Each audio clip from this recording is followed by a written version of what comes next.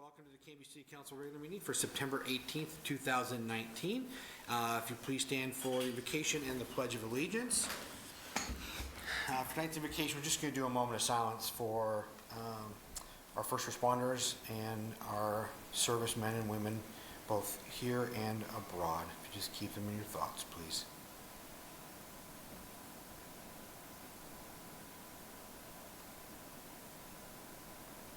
Thank you.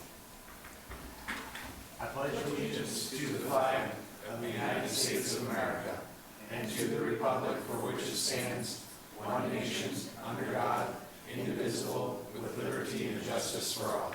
Thank you.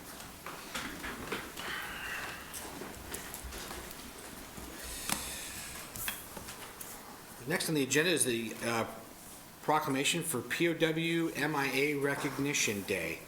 Whereas the United States of America has participated in many wars, calling upon its sons and daughters to fight for their country, and whereas American men and women have been held captive by hostile powers during their military service, and whereas many American prisoners of war were subjected to harsh and inhumane treatment by their captors, which often resulted in death, and whereas Americans are still listed as missing and unaccounted for, and the families and friends of these missing Americans, as well as their fellow veterans, still endure uncertainty concerning their fate. And whereas the sacrifices of Americans still missing are deserving of national recognition and support for continuing priority efforts to determine their fate. And whereas the city of Canby is proud to join with other cities in the state of Oregon and the nation in honoring those still missing. Now, therefore, I, Brian Hodson, by the virtue of the authority vested in me as the mayor of the city of Canby, hereby proclaim September 20th, 2019 as POW MIA Recognition Day in Canby, and encourage all citizens to join in this observance, given under my hand this 18th day of September 2019.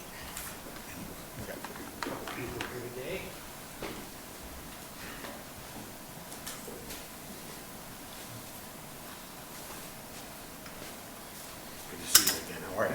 Good. Getting around a little bit better? Yeah, trying to. Getting there? Thank you very much. You're very welcome. Did you and Irene want to say something real quick? Just a word or two, please. My name is Pat Shower. I'm with the Canby Aurora VFW, and as always, we'd like to thank Mayor Hobson and the council members for this recognition day. It really means a lot to us. There's still several thousand POWs out there that have not come home.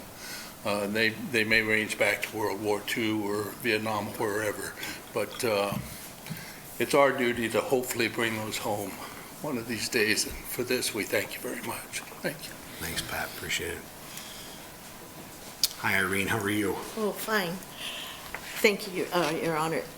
My name is Irene Bushers. I'm with the Canby Aurora VFW Auxiliary, and I thank Pat Shower from the Post accepting the proclamation for us. As you know, we remember POW MIA Day, third Friday of the month in September, and we'd like to give you a miniaturized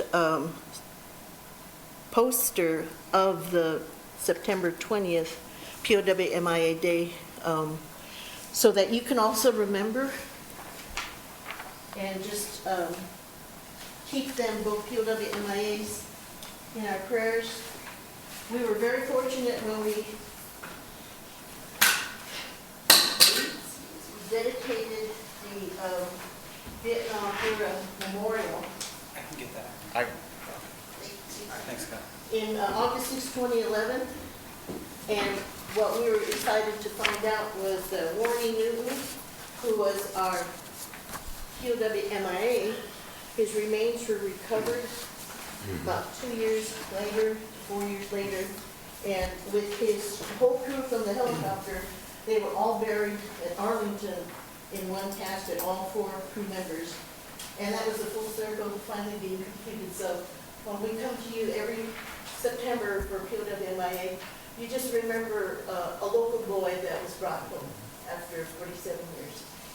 And to remind and celebrate, well, this is our annual spaghetti dinner, so hope to see you. Thank you. Thanks, Irene. Thank you, Irene. Next on the agenda this evening is the Canby Tourism Plan presentation. Jamie and crew.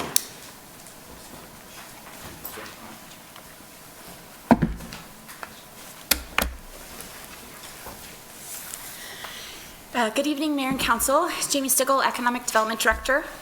I'm Calvin Lesueur, Economic Development and Tourism Coordinator. And I am John Paul Bowles with Destination Management Advisors, also presenting on behalf of my partner and colleague, Holly McPhee of Lookout Co. And so just as a little background, in July of 2018, we passed the transient lodging tax here in Canby, which started to provide some funds to be able to put towards tourism efforts. The Economic Development Department was tasked with taking on what those efforts could look like from city perspective. So in August of last year, we applied for a small competitive grant through Travel Oregon, and we were awarded $13,500 to put towards this plan. We received that award in notification in October of 2018. We did an RFP and received two proposals rather, and we chose John Paul and Holly because they really had an innovative approach. They had excellent tourism backgrounds, hands-on experience, and we felt like they were going to be the right fit for what Canby needed, which is Canby's not Portland that needs everything big and fancy. We need to take the great things that we have as far as events go, attractions, the organizers and businesses, and to kind of create a plan for Canby, not just the municipality, but also for the city moving forward. We were able to put together an advisor stakeholder group. In that group was Mayor Hodson, Kyle Lang with the Canby Area Chamber of Commerce. They also serve as the visitor center. Tyler Nizer from Clackamas County Fairgrounds and Event Center. Samara Phelps from Mount Hood Territories, and Heather Schlow with San Juan Island Dahlias. Excuse me. And so I will turn it over to John Paul, and if you have any questions, it's an interactive presentation, and we're open to questions. Thank you, Jamie. Again, my name is John Paul. I'm especially glad to be here. I am originally from Caris, just down the road, and my favorite projects are here at home in Clackamas County, after working many other places. Special thanks as well to the folks from Mount Hood Territories who are here, Jim and Samara. Part of this process has been really making sure that we're engaged with what's happening at a broader level, but we'll dive deeper into that. So the presentation that I'm going to take you guys through this evening is initially on the assessment. Basically, we want to show you our homework, how we got to the recommendations that we came up with, and then we're going to dive into 3 elements of a tourism plan and recommendations around each of those areas. We're going to talk about product development, which is essentially creating the experiences that will attract visitors and will deliver on the brand promise that you create. The other is marketing, how you market the destination, which has traditionally been the main domain of tourism, but increasingly we're working more and more in helping create those experiences, particularly in rural towns. And then also we're going to talk a little bit about the organizational infrastructure, because we've found in the towns that we've worked with, if we don't talk about or address those issues, then despite what might be in the recommendations and the quality of those recommendations, it may not have the legs to move forward if we don't address some of the actors in play already. And fortunately, you guys are in a pretty strong position with the partnerships that are already at the table and the advisory group that was set up for this project. In each of those 3 areas, I'll go over the assets, basically a landscape of what is already here, bring up a few points on the challenges, as well as opportunities and some specific recommendations for how you can move forward with this plan. We have a more full version of this presentation, but for the sake of council, we wanted to trim it down to what is still a considerable amount of slides. Feel free to interject and ask questions as we go, and we do have more content than we're going to present here this evening. All right, so diving into it. The process that we undertook initially was to set up a familiarization trip. I was pretty familiar with Canby, but it was nice to look at it from the visitor perspective rather than the locals. Holly is not a native Oregonian, but has been coming particularly to the Dahlia Festival for a while. So it was fun for us to tool around and get to know the town from a different perspective. We had some initial meetings with folks on the chamber board and different city officials, and of course the tourism advisory group. Jamie and Calvin have been really great leaders and partners in this. We've had fun at developing those relationships, and then same with Kyle and the work that he's doing at the chamber. I've already mentioned my gratitude for Jim and Samara being here. There are a lot of resources at the county level, so being familiar with their plans and strategies and how they're communicating to potential visitors is integrated into our plans and recommendations as well. And we also met with the regional tourism organization that covers the Willamette Valley. There is some potential to be working more and more with that regional organization as well. I was able to attend a merchant meeting downtown, and with that advisory group, do a visitor for a day exercise. And then we did some research as well, some primary and secondary. There's a lot of great data available about tourism at the state, and that comes down to the county level. We don't have as much of that information or that data specific to the city of Canby, but there's a lot that we can extrapolate from the data that does exist. And then we also did a survey with community members, had a great response rate. So we'll go over a bit of that as well. And then I'll report out again on those three main areas of creating the experience, marketing the destination, and recommendations for the organizational infrastructure that will make that sustainable over time. The existing plans reviewed included the City of Canby's plans and economic development plans. We looked at some of the outcomes from the 2018 Community Visioning Forum, which talked quite a bit about recruiting businesses downtown, and got a snapshot of how folks perceive downtown now and what they would like it to be. And essentially that is, there's some potential there. It's pretty sleepy right now. We know we want it to be a vibrant place that attracts a lot of folks, both locals and potentially visitors. We know that the fairgrounds is an important partner as well, and the plans that they're coming out with right now can have big implications for tourism in Canby and economic development more broadly. So I just want to acknowledge them as a really important stakeholder and part of this process as well. In particular, the 30-space RV park that is in plans could be an important revenue generator for transient lodging tax. More broadly, one of the challenges with Canby is just the limited number of room nights that contribute to that transient lodging tax fund. So there are some opportunities through things like RV parks, potentially an alternative lodging network, which would be a VRBO, Airbnb type thing, to increase that pot of funds as you get up to the point where you may be more eligible for something like a boutique hotel. That's harder to pencil out right now, but it gives you something to build toward and helps build that pot of funds. And then we also looked at the downtown retail market analysis, and again, attended the merchant meeting. So trying to make sure that we're coming in humbly, understanding the perspective of the local business community and the folks that are already doing good work in this space, and making sure those are all inputs into our plans. Some of the things we love about Canby are that people love it here. There's a really strong sense of community, and the people that are here generally really want to be here, and they're proud of being from here. That's a great thing, and that's not what we find everywhere. The neighborhoods downtown, particularly between downtown and the waterfront, going towards the west, are beautiful. It's a great impression from the visitor coming in from the west. You can see that sense of pride in the neighborhoods and the way people take care of their homes, particularly close to downtown. Not to be understated, you're not only on the Willamette River, but have the confluence of the Molalla, which is an absolutely beautiful river. And those are very underutilized assets for the town right now. You have an intact downtown. We go a lot of places and see a lot of chain restaurants already there or chain retail spots. So even though your downtown may not be what it can be and will be, you don't have to undo a whole lot of things to get there. And that's an advantage, certainly. Obviously, there's a really strong agricultural community here with nurseries and gardens and farms, and there's more that can be done with those to attract visitors as well. You're close to Portland, which is good because you just automatically have an influx of people that are within driving distance, particularly for conventions and events for the convention center. For people setting up tours for those types of folks, you're within the drive distance of a Portland event or convention. And you've already got some great annual events going on. So we're certainly not starting from scratch here.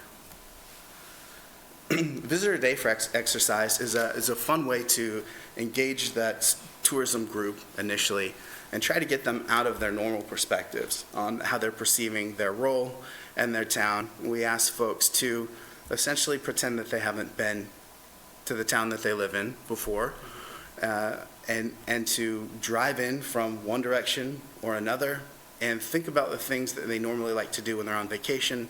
For me, I love to fish, so I'm probably going to be, if I'm a passenger in a car, on my smartphone looking at where the local tackle or fly shop is and where I can get access to a river. So we just want people to kind of hypothetically act as they would act on a family vacation when they're going through a town that they don't know and maybe have some extra time to stop. To notice, can I tell from the existing signage where downtown is, where the fun things to do are, things like that. So just I'll try to review this kind of quickly. One of the challenges is that it's not particularly clear when you enter town. The approach from the east on 99 is a bit challenging, but the picture on the top corner here that says "It's the Climate" is from Grants Pass. And one of the things that you could do is to have some signage over an existing bridge that really announce that somebody's coming into Canby as they arrive in town. Some of the signage, it's clear that a lot of great work has been done, particularly on wayfinding and signage, and particularly in the downtown area. It would be good to do more of that and to make what's already there bigger and brighter and more visible to a potential visitor. When you're in downtown, if you are not from Canby, if you haven't explored it, you don't necessarily know that the Willamette River and the Molalla and the state park is right there. So a sign like this on the bottom right corner, such as in Hood River, would be a great thing to have downtown. So if somebody stops in for lunch or a little shopping, they can just see, oh, look, I'm really close to these other things. Maybe I should go explore a bit more. We have a lot more recommendations, but these are just some of the things that came out of that Visitor for a Day exercise. Again, I want to acknowledge some really good work around signage, and this in particular, this corner near the coffee shop is just fantastic. Do more of this, do a lot more of this. And then the signs that you have, for example, with the picture in the bottom center here, it's great. Feel free to make it 2 or 3 times bigger. Again, if I'm a visitor here, I'm driving through, literally go big on this stuff.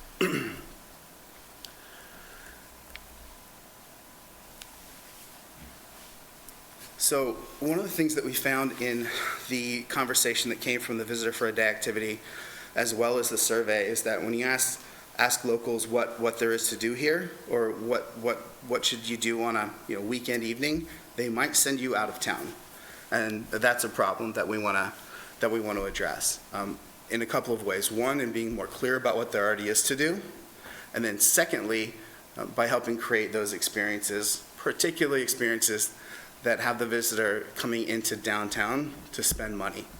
70% of the visitor spend happens after 5 p.m., dinner, cocktails, evening activity, overnight stay. So it's important to capture as much of that visitor's time after they have an outdoor recreation activity, for example, or go to a museum. Let's get them downtown, let's get them to spend money, because that's where the bulk of it's going to be. So some of the things that can be done pretty simply to help make that happen is, like you see on the right of the screen here, a top 10 things to do in Canby list. This is good not only for visitors who might come into the chamber or a city office, but a lot of your visitors, most of them probably, are friends and family visitors. So this helps get around the, hey, what should we do? Well, there's not much to do, to, well, here's this list of top 10 things to do in and around Canby. And then you can put that content out in a whole lot of ways, not necessarily just on a rat card, but it can be a series of Instagram posts, it can be on other types of social media, Facebook, on the city sites. It could even be a series of op-ed or editorial articles in a local newspaper. So I've got a few slides here to underscore the importance of economic development. It is the 3rd largest economic driver in Oregon, and it is growing the strongest. This counts as export dollars because this is money coming in from out of state. We're looking at over $12 billion of visitor spend in the state a year, which contributes to over 115,000 jobs and generates over $500 million in tax revenue. So the story that tourism is a tangential thing to economic development is not the case. I think folks in Oregon realize that more and more as it becomes more and more a part of our economy. Yeah, I just want to really underscore that we can talk about this in terms of tourism and outdoor recreation. We are essentially talking about economic development in very serious terms. This is especially true for rural Oregon. So even though visitors spend more money in urban places in Oregon, the contribution or the share of visitor spend to the local economy is even greater in rural places. So this underscores the importance of tourism, particularly to rural Oregon, and that certainly applies to Canby. We're talking about serious funding here, landing this a bit more specifically to Clackamas County. The panel on the right articulates $25 million in tax receipts from tourism coming into the county and nearly $600 million in visitor spend. I think more importantly, just the trend that this shows is what's important, because as tourism is the third largest generator for import dollars in the state, it is growing significantly more quickly than other industries. And this is the last slide I'm going to present on data. We can definitely dive more into this if you guys would like later on. I want to talk a little bit about how visitors spend money in Clackamas County. In many places, you'll see that overnight accommodations might be the biggest spend. Particularly in Canby, this would be even lower if we had distilled data at a city level, because you've only got the one lodging property.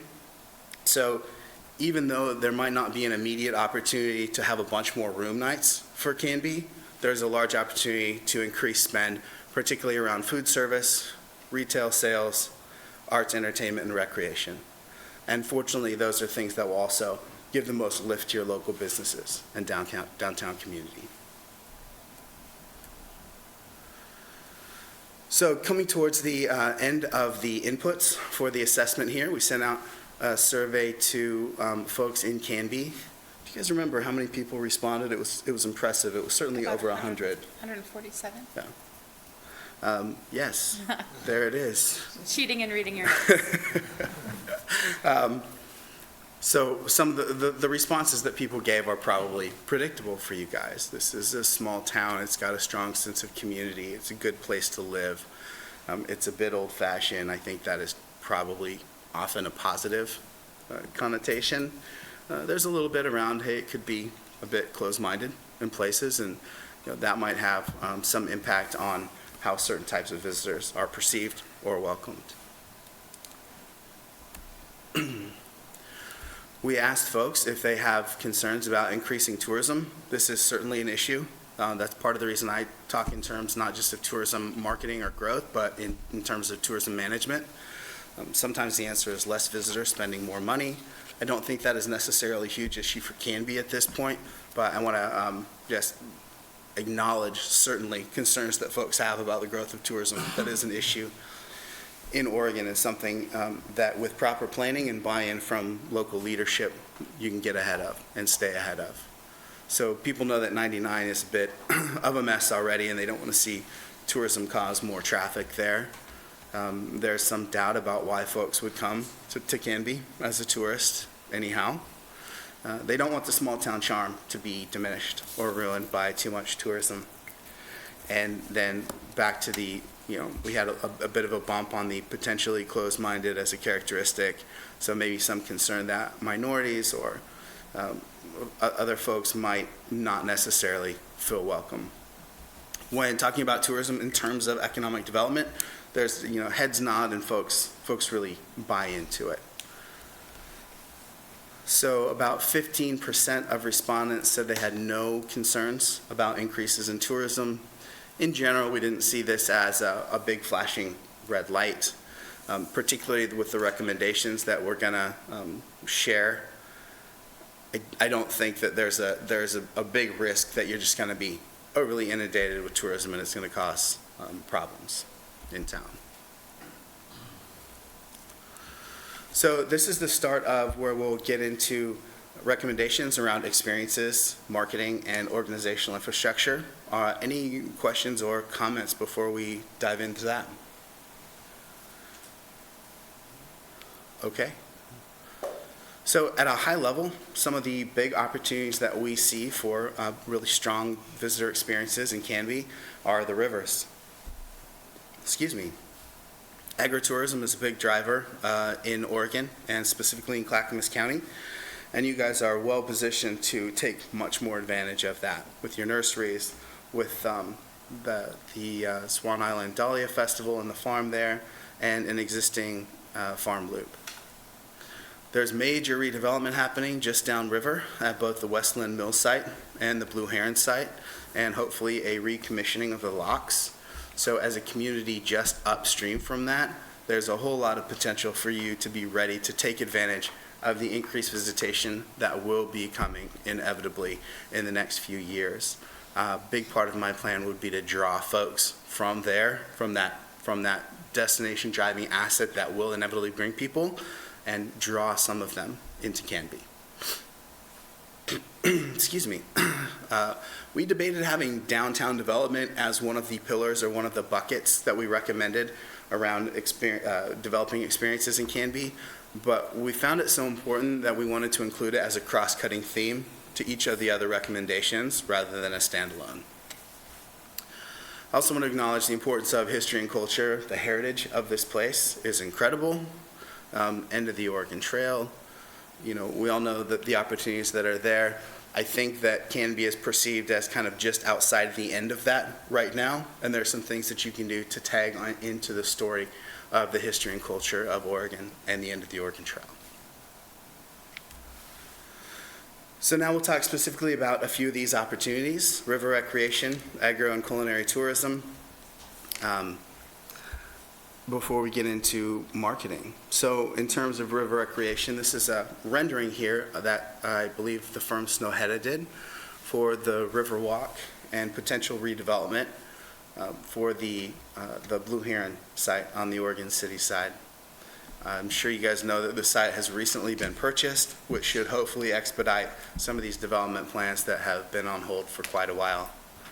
I have been working with a group of folks on the Westland Mill site and concept plan for that as well. Potentially a longer timeline, but again, you have the second largest waterfall in the U.S. that is completely hidden at this point. And these developments are going to bring people 98% of the way to Canby.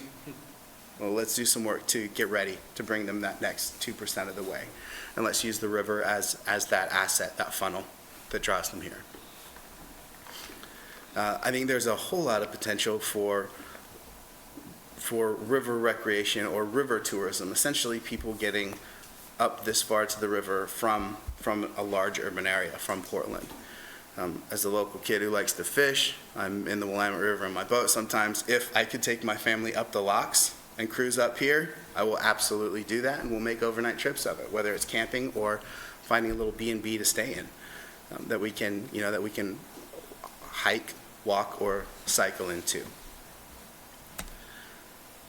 Some of the challenges that you guys have are just a lack of development at this point. The state park can be an incredible asset. It is a great asset, but at this point it's underdeveloped. It's not particularly inviting, especially to a visitor. An example of the ramp here. For those of you that may not have been down there recently, you've got, I think, what was the old ramp as concrete, which is narrowed to a walking path to get to. You couldn't get a car in there if you wanted to, and a makeshift ramp right beside it. That's pretty rugged. So again, you have an incredible asset in the Willamette River, the confluence of the Molalla nearby, but the actual point of engaging that experience is pretty rough. There's not much wayfinding and signage that tells you this incredible asset is there. When you're near the river, there's some, it's not great, but particularly from downtown, you don't know that that asset is there. So again, part of what we're trying to do with these experiences is just give folks a reason to spend more time here. Yes, we want them to have a great time on the river, but what I want them to do is stay long enough to go eat dinner downtown later on, or to buy a picnic's worth of food at some downtown shops and stop at a couple of farms on the way and enjoy their time on the riverfront, and then to come back, to know that this is a place they can come back to. For For official data on tourism, we need to draw a visitor 50 miles in order to call them a tourist. If I was you guys, I wouldn't be too worried about that. If I come down with my wife and kid from North Portland and spend my money here, I spent my money here. But, you know, there's some fine lines to draw there. But anyways, just developing these assets in a way that not only encourages people to stay here longer, or come here in the first place, but stay here longer and then come back as visitors. That's essentially what we're trying to do here. And then in all of those realms, increase visitor spend while they're here. So some of the opportunities you have are to create more connectivity between downtown and the river. I'm on repeat saying here that there's not much signage, there's not much that tells the visitor when they're downtown that they're close to this tremendous asset. And that would be a really good thing to do, not only in physical signage, but also in everything you're putting out to the potential visitor in your social media, online, and in other collateral that you produce. It's great that there are quite a few locals that use the Molalla River area as a summer swimming hole. That's a really good thing to build on. And there's more that can be developed there around the confluence as well and on the Molalla. I think that's really inviting, especially for friends and family visitors and folks who have young kids who want to let them splash around that probably wouldn't get in the Willamette. You also have a natural riverfront setting. So I'm thinking about this, part of my job is to think about this as what is Canby's position in relation to other communities nearby and along the river. So as you go downriver, you get into a more and more urban experience. So you guys are kind of the last threshold of being immersed in nature on the Willamette River as it becomes increasingly urban. That's a real asset. You have less water volume, which if we were trying to appeal to whitewater kayakers would be unfortunate, but what about having stand-up paddle boards and canoeing events and things like that that are more family friendly? You have a nice, more calm pool here than below the falls and even further up the falls. So to really land some of these in specific opportunities, this is one tangible example of a really great opportunity to partner with Mount Hood Territories and the county. They have invested in a water tourism strategic plan, which lives online, and there's a specific page that articulates recommendations for Canby. So we are building on those recommendations. Again, improving the boat ramp at Molalla River State Park is near the top of that list. There's an opportunity to have more camping sites there as well, which again, as an alternative to having more lodging nights in terms of a hotel, just ways to build up some of that budget for investments in tourism. You could also create a camping and paddling trail in partnership with other communities between Wilsonville and Milwaukee. There are places that folks who camp along the river, and hopefully they would stop in Canby to get provisions or to spend more money, or just realize I've never seen this town, or never seen this town from this perspective. It's worth exploring more. You could also create a community event. We recommend that new events be created in the spring and fall. Summer is generally pretty full already, so any time we can get visitors here in the shoulder or off season, it's worth even more. And having more riverfront events, I think there's certainly unmet demand for that, particularly with the Locks Festival not having been run the last few years further down in Westland. There's also a Willamette River Water Trail, which has some really great collateral behind it and increasing momentum in the tourism community. Calvin and some other folks were on a paddle just earlier this week. There's going to be a series of workshops that I think Travel Oregon and the county are going to be investing in, which should lead to more and more investments and increased visitation on that water trail as well. And you guys can really be out in front as a waterfront community. I also recommend having hiking trails between downtown and the public access points on the river. You guys have done some good things around cycling, and I would make more explicit that the connectivity between the riverfront and downtown, especially for non-motorized transportation. And then I think you have an opportunity to encourage private investment in a rental business that rents out stand-up paddle boards, kayaks, canoes, things like that along the riverfront, either from the state park or that 142 parcel that the city owns near the ferry. So if you had a place where people could come, recreate, rent some gear, spend an hour or two out there, I think you get more folks coming there. It would probably start with locals and then be friends and family visitors. And maybe eventually it would be a reason that people come to Canby for a day or even an overnight. But frankly, the impact that you can have just by getting your locals and their friends and family visitors down to the river and associating that with part of the Canby experience and then connecting that experience to downtown is going to go a really long way in an economic development strategy.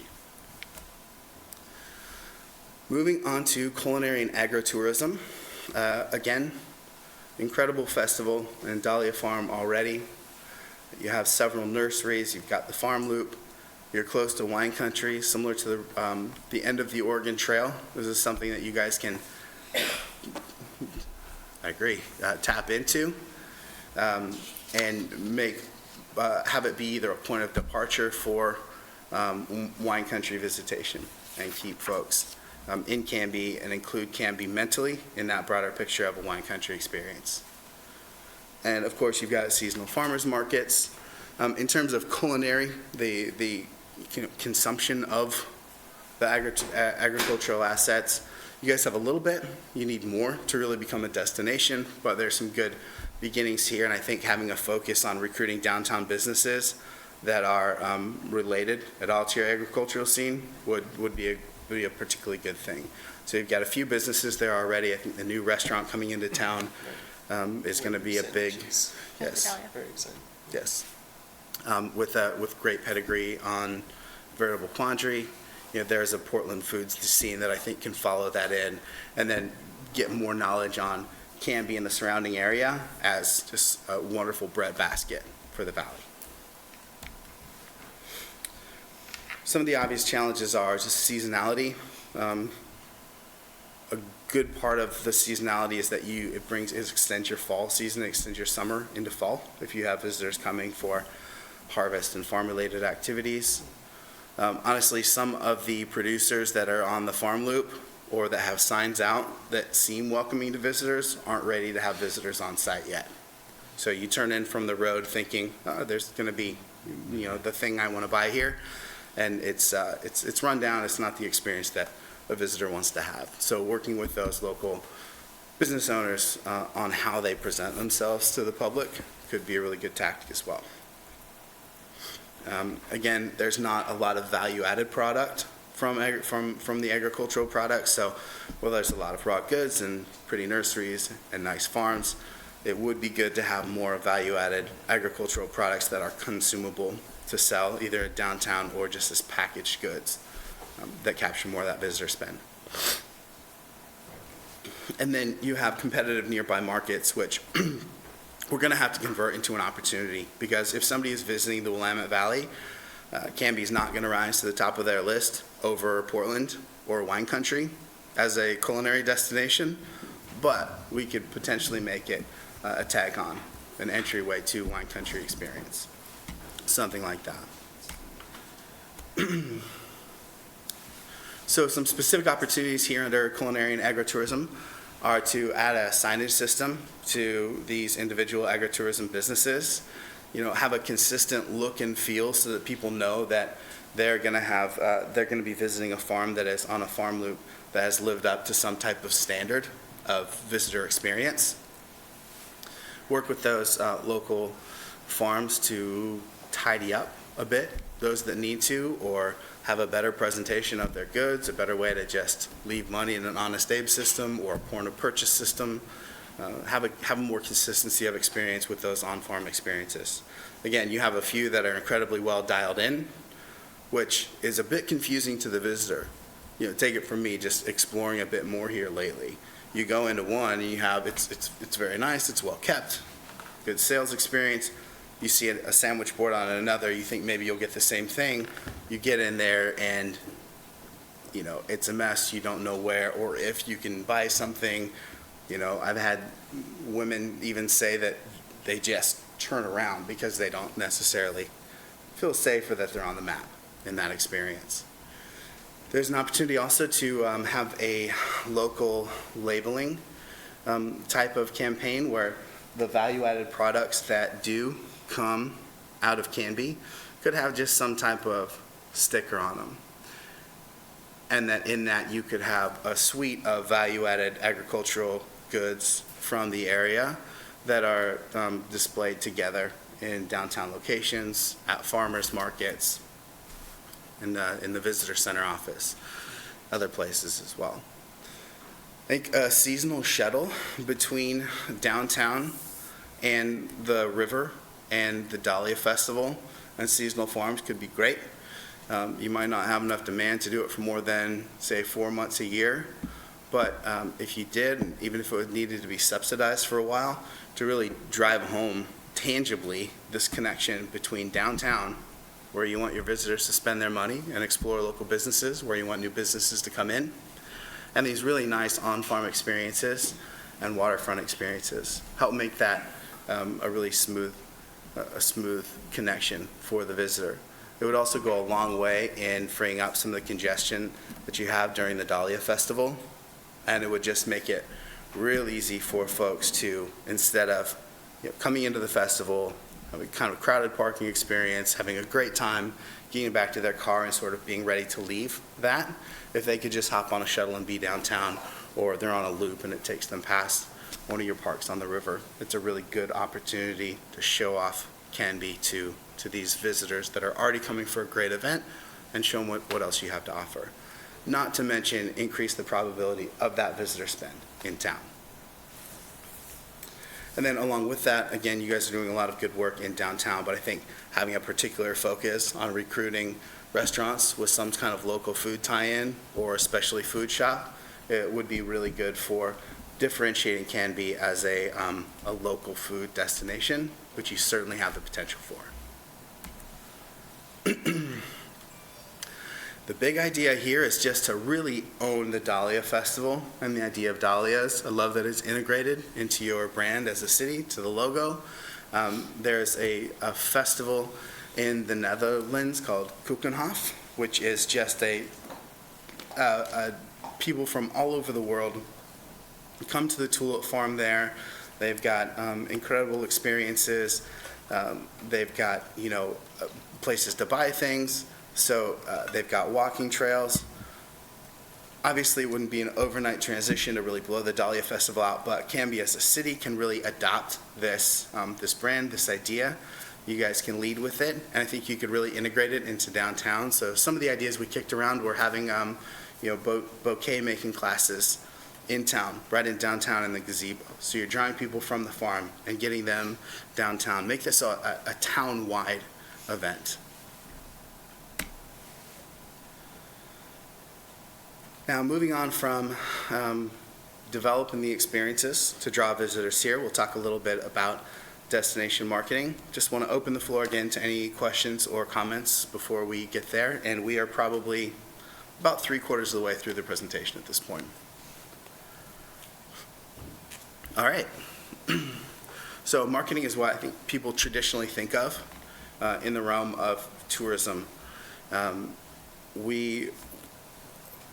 Part of what Holly and I consider our job to be is to help Canby not only look at who their potential visitors are and how we can encourage them to spend more money and what type of experiences will appeal to them, but also how to leverage the tourism ecosystem in Oregon, which is particularly strong because we have a very strong state tourism commission.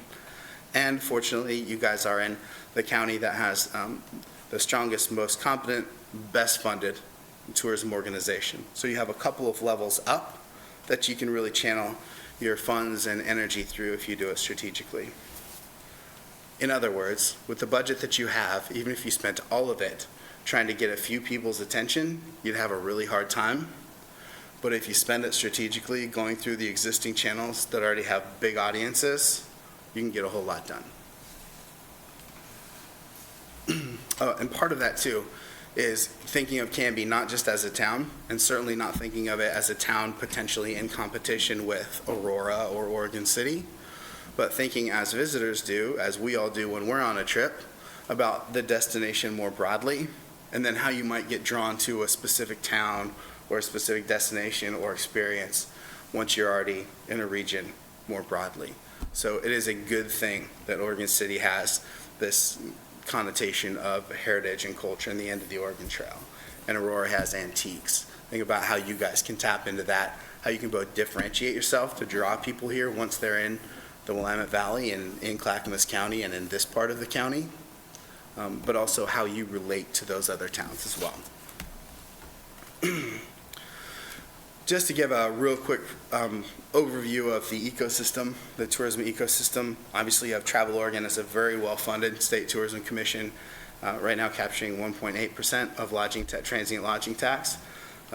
And they are marketing Oregon to international audiences and then nationally as well. And they've got a really well-established sales and marketing channels to do that.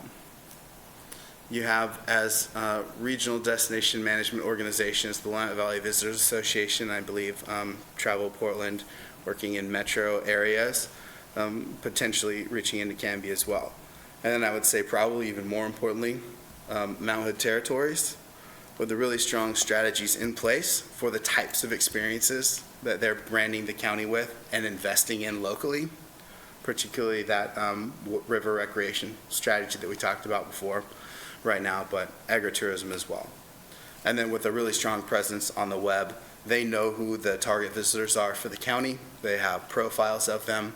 So, basically aligning yourselves with that great work and those investments that have already been made is going to take you a lot further than trying to determine some of those things on your own. And then again, with some of these towns that are nearby, obviously they have their own tourism initiatives. I think the more that you can collaborate, or at least understand how these other local towns are putting themselves out, will help you determine how you draw a visitor to Canby once they're already in the region or in the county, and then also how you can be complementary. So again, I would look at, well, you're not really wine country, but could you be a gateway to wine country? Things like that.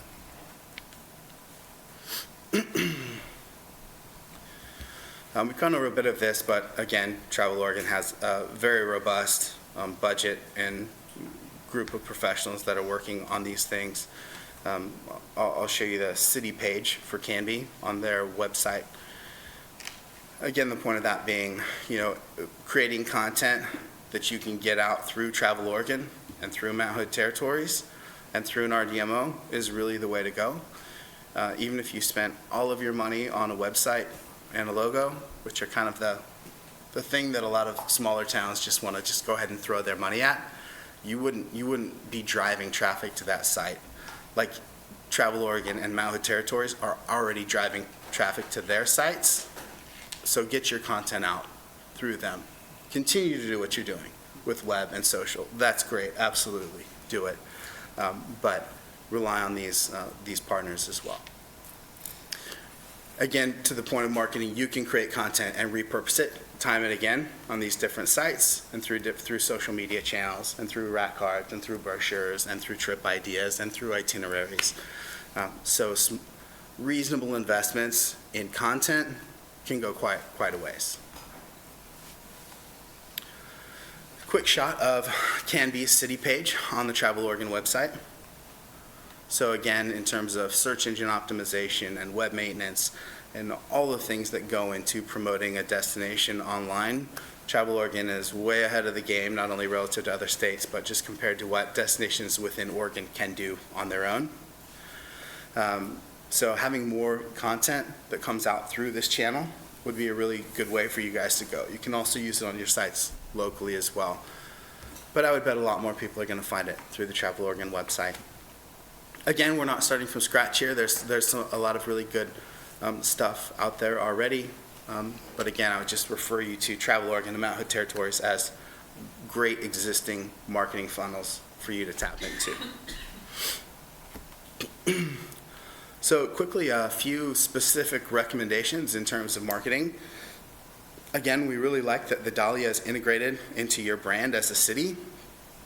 This logo could use a refresh. It's pretty hard to read the the tagline in there, and it's just a little bit stale. This Oregon Coast logo is another destination Holly and I worked with in the last year, and this came out of a brand refresh. So it's pretty contemporary, along with this Tillamook Forest Center brand. So with a fairly small investment in a short time, you can do a bit more with that logo. Photos, having a photo library is incredibly valuable because, again, you can take the content that you have and you can repurpose it 1,000 different ways. But if you have to go every time for a new piece of collateral and hire a photographer or have 20 conversations on where you're going to get the quality imagery, or worse yet, you say, well, this picture is good enough and it's not up to industry standards, you're gonna waste a lot of time and you're not going to present yourself in the best light that you can.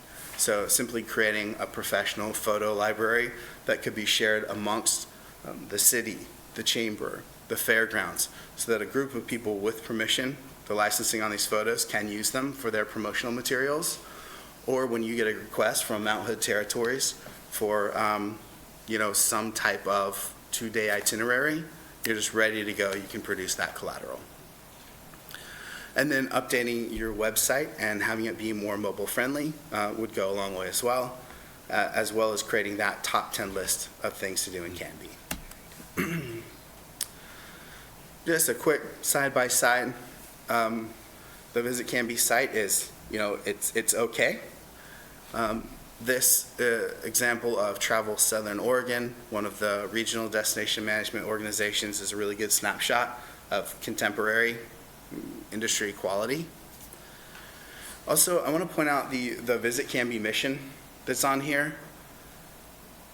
Be really clear on who you're communicating with, and when you're communicating to visitors, communicate to them as visitors. And don't take visitors to channels that are communicating to local businesses or people who come to city council meetings. Be really clear on who you're talking to. So if I am thinking about visiting Canby, or I'm coming here to visit my grandma, and I get to this, me seeing the mission isn't really inspiring to me. If I'm a local and I know people are doing this work on behalf of me and my tax dollars, I'm very glad for it. But to me as a visitor, that's not, it's just it's the right message to the wrong audience, right? So quickly, here are some more specific recommendations. There are a lot of people, not a lot, there are a few people, the right people, doing good work in tourism. There are some legacy issues on who is doing what and why that with some facilitated conversations you could really clear up. Who's managing Visit Canby website or social, which of those channels is meant to target local business owners and which of them is meant to target visitors. I think the position that Calvin is in now is incredibly well positioned to have a leadership role in this, and the relationship with Kyle and the chamber is teed up for success.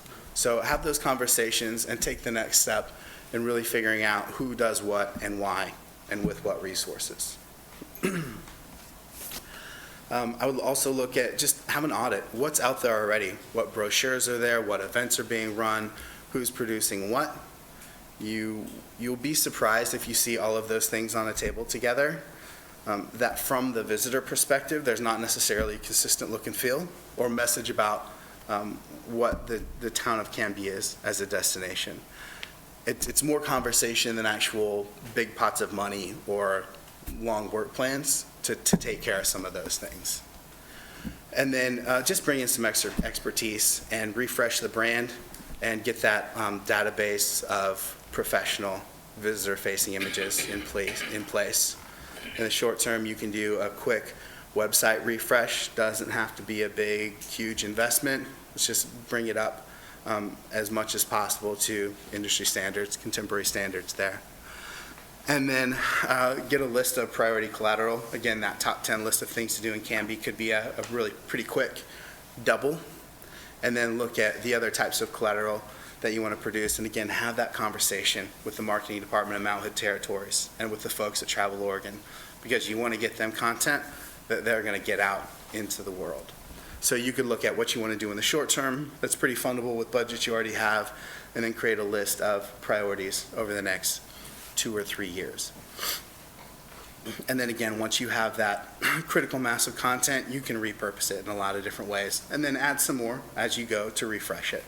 But you can do a lot with just getting a set amount in place. Social media management, I think that gets up to our first point of there are just some different organizations doing different things. And you can get clarity on who should be doing what and who is your audience for that channel, probably having one audience per channel.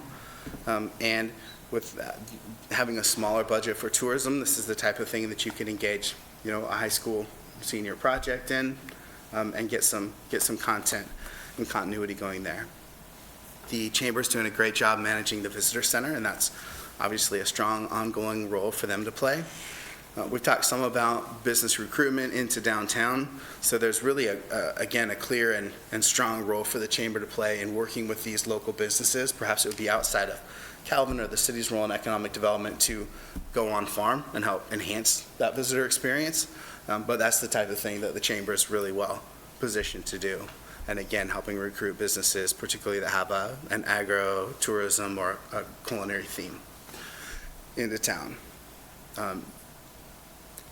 And then I'd recommend having, I think it was a really smart move to put the Chamber's Tourism Advisory Group on hold while the city formed this group.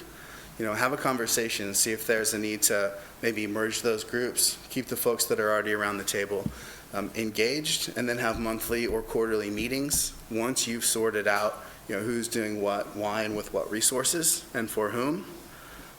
Just manage that conversation in an ongoing way.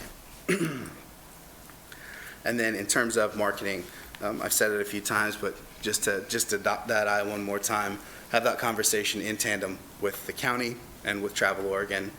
It's like asking the teacher what's going to be on the test. Hey, what content do you guys want? What can we produce that you're going to get out through your channels? And then in terms of product development, destination development, in terms of creating these experiences, this it can take a lot of investment to do some of these infrastructure updates. So you should pursue external funding for that. We've had success, for example, in bringing in trails funding or waterfront redevelopment funding from programs like the Recreational Trails Program, funded through the federal gas tax, Marine Board funding, other funding sources that will far outstrip what you have in a budget now through the city. So I recommend using some of these tourism funds or city economic development funds as a catalyst for bringing in state and federal funding for these experiential areas that we've outlined. I have worked on projects in state parks before, and I realized the challenges there, the red tape, and just the myriad conversations that have to take place. There's certainly a role for city leadership to play in that. There's also a role for bringing in folks who can help get some of that ticky-tacky work off the plate, who can take advantage of existing relationships in that space of working with public lands and knowing some of those systems. So I think that would be really beneficial as well. I think if you just have a discussion with state parks and say, gosh, you'd like to see this, it's going to be another 5, 10, 20 years. But if you really put a strategy in place, engage some of the right relationships, find the right funding sources, then you can actually get some of these things to move that are very hard to move otherwise. There are, again, several granting opportunities on the table. Calvin and I spoke earlier today about Mount Hood Territories Development Grant. So knowing what our priorities for the funder and how you can tie into those strategies as we're recommending for river recreation, waterfront development, really good way to outkick the budget and resources that you guys have. Travel Oregon has 3 grant cycles as well, and I mentioned the Recreational Trails Program. Building partnerships is something that's just important, as you guys already know, to long-term development strategies. Some of these things you might not see fruit of in the next year or two, but building the relationships increasingly with state parks, with Oregon City and West Lynn, and seeing how you can tie into that waterfront redevelopment around the falls will be important, as well as with the tribe. So just thinking about yourselves in relation to other influential actors in tourism and economic development and experiences regionally will give you a leg up, particularly as a lot of those things coalesce and come together. And a lot of times, I think in tourism, our mind goes to somebody coming from further away, from out of state. For a lot of rural towns, for most of rural Oregon, right around 50%, sometimes more than half of their visitors are visiting friends and family. So you don't have to hit a big international campaign out of the park. Take the people that are already coming here, change the conversation from, maybe we should drive to that new place in Oregon City or Westland or Portland, to, hey, actually I just saw this cool post about this new eatery coming in town and they get half of their food from 20 miles from here. Engage friends and family visitors. They're your first audience. Do well with them, and then let's come back in a few years or several years and have a conversation about getting visitors to come to Canby as part of their broader experience in Clackamas County in Mount Hood territories. Also, you guys have an incredible parcel, 142 acres near the Canby Ferry. I can't overstate the potential that might be there to have more of an experience for folks. I think that's something that locals will love as well. So you can couch that in terms of, just how you're using existing city resources, in terms of economic development, in terms of a tourism strategy, in terms of public access. There are a lot of ways to look at that. Tourism is one lens. Do something with that incredible asset. And again, this monthly or quarterly meeting between these different stakeholders is a good opportunity not just to talk about marketing, the part of tourism that's above the iceberg, the iceberg that's above the water, but the big part of it below in terms of developing those experiences. And again, continue to engage Travel Oregon and Mount Hood territories, understand the types of experiences that they're helping invest in and promote. Line yourselves up with them because you're very well positioned. Those are outdoor recreation and agro-culinary tourism in particular, with an increasing focus on water recreation. So you guys are set up really well for that. Keep it in mind, have an ongoing conversation with them because it's going to help open up those funding sources and give you ongoing strategic direction. And that is it. Again, I'm John Paul Bowles with Destination Management Advisors. I'm here also on behalf of my colleague Holly McPhee, and I want to thank again Jamie and Calvin and Samara and Jim and Kyle and Mayor Hodgson and other folks on the advisory committee. It's been a great project and I've enjoyed my time here. Thank you,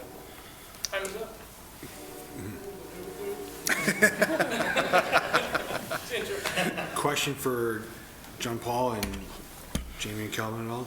Clarification? Councilor Parker.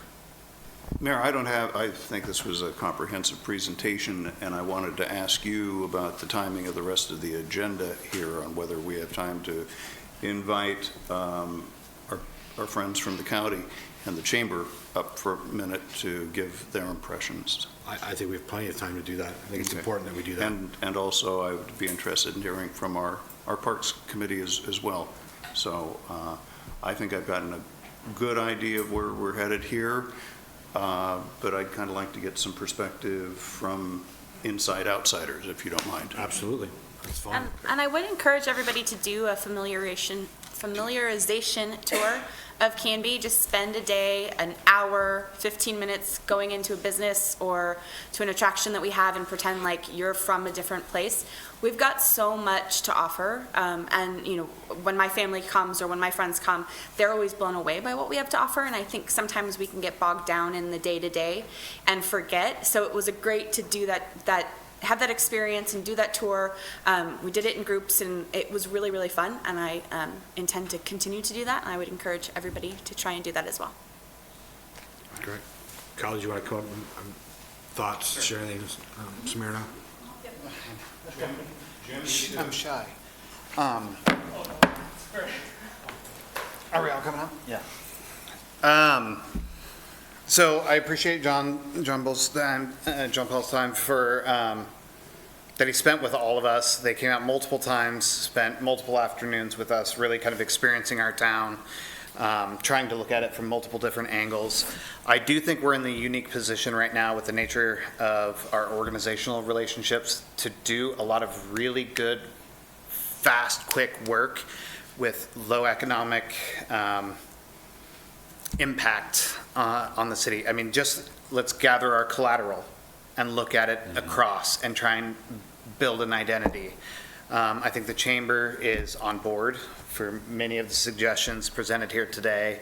I think there's a lot of things that the chamber can do in terms of specific interaction with businesses, hospitality classes, to maybe go into our hospitality and retail environments and teach kind of like, here's how we speak about Canby, and here's what's available, and here's what's possible.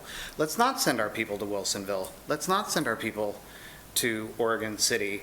So I think as long as the doors are open and everybody's having the conversations, I think we can do a lot of really quick and impactful work without necessarily throwing a lot of dollars, but just really making some smart choices across entities, agencies, to make us all act more in concert to be impactful in this specific arena. So I definitely appreciate your guys' work, and we're open to feedback, suggestion, and we're willing to sit at the table as the chamber. So, yeah. Yeah, and as Clackamas County Tourism, we're very supportive of the recommendations you guys have received. Really solid, industry-informed, yet localized advice. So it fits very well with the strategies that we have. I think that the advice to seek partnership and look at what is uniquely you and craft that message, get an identity around what's uniquely you, and then leverage what happens at the county level, what happens at the state level is very sound. And what I encourage all of our communities is to look at how these recommendations support other values that you have in the community. Who do you want to be as a community for the livability of your residents and your economic vitality of your businesses? And many of these recommendations, the recruitment into downtown, what your parks look like, how that is invited to be used as a visitor from 50 miles or more, which is what I get to spend my time focused on, but also for your residents and the guests that they bring. That visiting friends and relatives is a really sound place for you to spend some time focused on, but also look at these recommendations and where do they align with the work that you're already doing as the city, because I think you're going to find that there's good work that just comes together with work that you've already prioritized. Did you want to introduce yourself to the council? Oh, yeah, that'd be good. Samara Phelps, I'm Executive Director at Clackamas County Tourism. You're new. Yes. Bio. I am the executive director, new to that role as of August, but I have been the development lead at Clackamas County Tourism for since 2015. Congratulations. And Kyle, we're not through with you yet. I have two more questions for you. First of all, we've gone through a 45-minute presentation with a lot of horizontal information. What's the most important takeaway that we have as policymakers? Is there a policy question here for us? And you don't have to answer it tonight, but in terms of us developing a budget next year, we're going to have a little different budget situation next year with a new city manager coming in and everything all new. But that's something that I want you to be thinking about, advocates for tourism, of where you should put some money. But is there anything for the council to do? And two, of all of the things that we heard tonight, what's the most important for us to remember? I mean, I think in terms of the short-term goal, I think anytime anybody thinks of tourism, right, they think of that broader 50-mile plus draw. They think of the out-of-state draw. They think of the international draw. I think what was really important and part of this presentation, but possibly buried, is like, let's begin with friends and family, right? Let's begin with working with our local community to begin to actually talk about Canby as the place to be instead of sending them out. Let's begin to form that identity on the smaller scale before we necessarily telegraph outwardly. So as we begin to build the tourism plan, let's start there and get some things right. Let's get the foundational things correct so that Canby residents change their story. Begin to say, no, stay here, go here. And get those pieces right. And those will be the cornerstone foundational elements that eventually build us up to then really begin to capitalize on not only county resources, Travel Oregon resources, and beyond. But if we work there and really work with the narrative of how we talk about Canby within our local community, within our local businesses, and those resources, I think we're gonna succeed. So as we look forward, I think in those terms.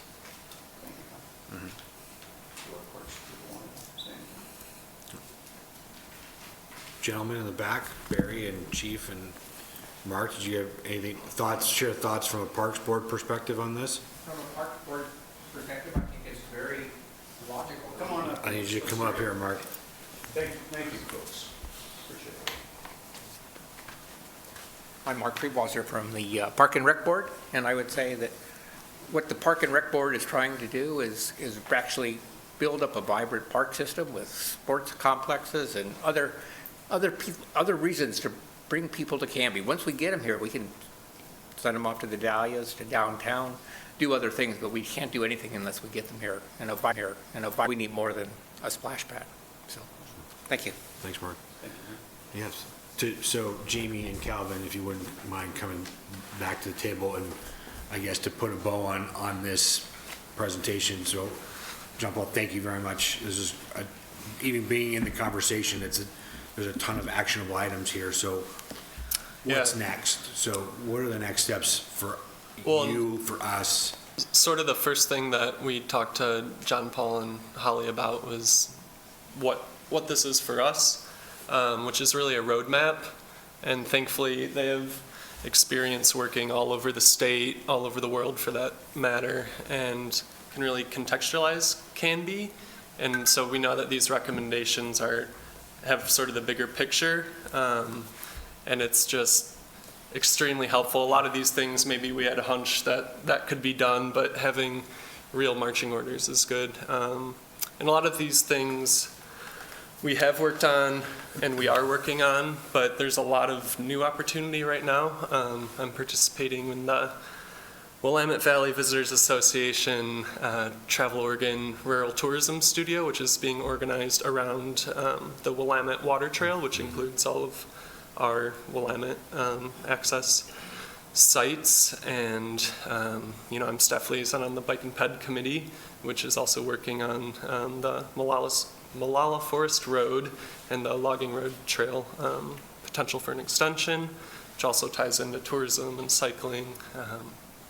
And yeah, I believe I'm the first city staff to have tourism in my title, so it's an exciting time. And in some respects, just that decision being made a year or so ago is also a step in the right direction. So this is exciting and a good roadmap for us. Yeah, and we hope to kind of take a look at this plan and pick out a couple short-term, long-term things that we can work on and come back and report back to you. We had talked about doing that maybe in the early December meeting, so that the goal of this plan was that it would not be something that would just be done and put on a shelf, and we wouldn't look at it again except to reference in 10 years when someone says we need to do another plan. That doesn't get Canby anywhere. It doesn't get our tourism efforts anywhere, which doesn't help our businesses, which is at the very end of the day our goal. So we hope to come back with a much, much shorter presentation, but to just hit on a couple of the things that we want to work on. We've already had some internal dialogue. We've had some conversations with that advisory committee, and then also just with Holly and John Paul, and those conversations will continue. So thank you for your time, and if there's any other questions. No, I just think, just a closing comment, as you talk about coming back to us, I think short-term and long-term are good, but also, I would look at also some mid-range as well. I think there's a lot of, we talked about it as a group, a lot of low-hanging fruit that we could get after, and Kyle just mentioned it pretty quickly, that's not real cost prohibitive to us, and I think those are quick wins that we can do, which then set up, I think, some of that mid-range stuff as we work towards long-range stuff like Wayside or whatever, those the water waste studios as those are going on. And some of their suggestions are things that are already in place, maybe in smaller ways, but for example, our department, Kyle Lang and Tyler Nizer from Clackamas Fairgrounds, we meet once a month already and have lunch and talk about what's going on. So our next one happens to be tomorrow. So at our advisory committee meeting, we had talked about bringing our pamphlets or whatever we put together so that we can start to talk on how do we create a look. It doesn't all have to be the same. It doesn't have to look like it came from the same organization. It doesn't have to be twins, just sisters maybe. So how we can continue to do some of that collateral that way, because we're always updating it and always taking another look at it. So that little bit of work starts tomorrow. Great. Thank you all, very much appreciate it. Thank you. Any other comments, questions at all? No, great, perfect. Thank you very much, you guys. We'll move into communications. Mr. Robinson, anything at this point? No? All right. First opportunity for citizen input and community announcements. If any citizens want to address the council on non-agenda items or make any announcements. I don't have any yellow cards currently, and not seeing anyone rushing the podium, we'll move on. We'll jump into mayor's business. Yeah, so a couple 4 or 5 items, I'll be quick. I want to close the loop on the proclamation discussion that we've been having, and even, from last meeting, so I'll just go through this really quick here. So I just want to thank the council and the community for their patience as I work through the process of reviewing the proclamations, the number of them, the process, and suggestions for changes. I want to thank Councilor Hensley and Councilor Varwig and former Councilor Height, whom I asked to review the proclamations and make recommendations of some potential changes to them. Proclamations have been a part of our city meetings for longer than the 10 years I've been on the council. They are an important piece to many of our organizations and even to some of our boards. When we review the list of proclamations we have read over the last 2 years, they have served a purpose of drawing attention to groups or organizations in our city that are supporting or hosting an event, a day, a week, or month, and asking for all of us to recognize those and or participate. We have read approximately 25 proclamations each of the last 2 years. The message delivered by many of the councilors is that's just too many. As one councilor stated, that they are handed out like candy. That many lose impact or importance to them. So the recommendations from the group, the council group that was put together was, 1, eliminate them entirely, not do any proclamations. And there are many cities that do not do any proclamations at all. Do all proclamations that are requested was another option. Third was pare them down and only do a select few each year. Fourth one, through conversation, was make a separate agenda item for community announcements / presentations. So I did convene the group of councilors to get their thoughts on the matter. Our charter is clear where powers rest with the council and those that do not. It also states or leaves out what powers rest with the mayor and which do not. In this instance, the proclamation process is not enumerated with the city council body. Therefore, the process rests with me, the mayor. The decision to do them or not, which ones to do or not to do. I find proclamations to be significant, so not doing them at all is not an option for me. Doing all that are requested is not always an option either. Almost the entire council and some previous councilors think that we do too many already at the 25. But just as an example, the United Nations recognize over 100 commemorative days and weeks every year. So going forward, here's kind of what I have as the plan. I've pared down the list of proclamations. So after this evening, there appears to be only one more proclamation for the remainder of the year, and that's the Kiwanis Food and Toy Drive proclamation in December. I will work with staff to communicate to the organizations that have traditionally had standing proclamations of the change and other options open to them in the future. Beginning with next year, next calendar year, I will keep proclamations to approximately 6 to 8 per year. Proclamation requests should be forwarded to the mayor. Any proclamation request that single us out by race, sex, gender, age, national origin, religion, or sexual orientation will not be up for a proclamation. Those proclamations, which may be viewed more as a community announcement, will be invited to come to a council meeting and make that announcement. For the beginning of next calendar year, there will be an agenda item for citizen input, much like we do now, and a separate one for community announcements and presentations. The announcements and presentations will follow the same guidelines that are in place now, i.e. the 3-minute piece, being if a group or organization, and I define organization, but not limited to a club, not-for-profit, city board or committee, or a business, wishes to have more than 3 minutes allotted for their presentation, then they may request additional time from the mayor 30 days in advance. And I will monitor the process over the coming year, and it may change, it may not. Play it by ear. If there are any questions or comments, you can email me at podsandb@oregon.gov. So that's kind of, hopefully that closes the loop on that piece for us going forward. Like I said, if you have any questions, please reach out to me about that. I want to thank Canby Fire and Canby PD for a wonderful 9/11 remembrance ceremony. Thank you, Chief. It was probably about 30, 40 people, I think, for this year's event, so. 85. Oh, sorry, I was way off. 85. Wasn't even close. So thank you again for that. Upcoming Clackamas County Coordinating Committee meeting here in October. Our conversation is going to be focused a lot around the vehicle registration fee strategic investment fund conversation. So if you recall, county passed the VRF. The split goes 60-40 between the cities and the counties. And then 10% of what the county is getting, they are setting aside for to be put towards strategic transportation plans. And so one of the things that I've been pushing on, and I know that we all have been for the last number of years, are county roads within the city. And that's hitting up, that's coming to a bit of a head in terms of, there's a couple of mayors that don't feel that the funds from the Strategic Investment Fund should go towards that project.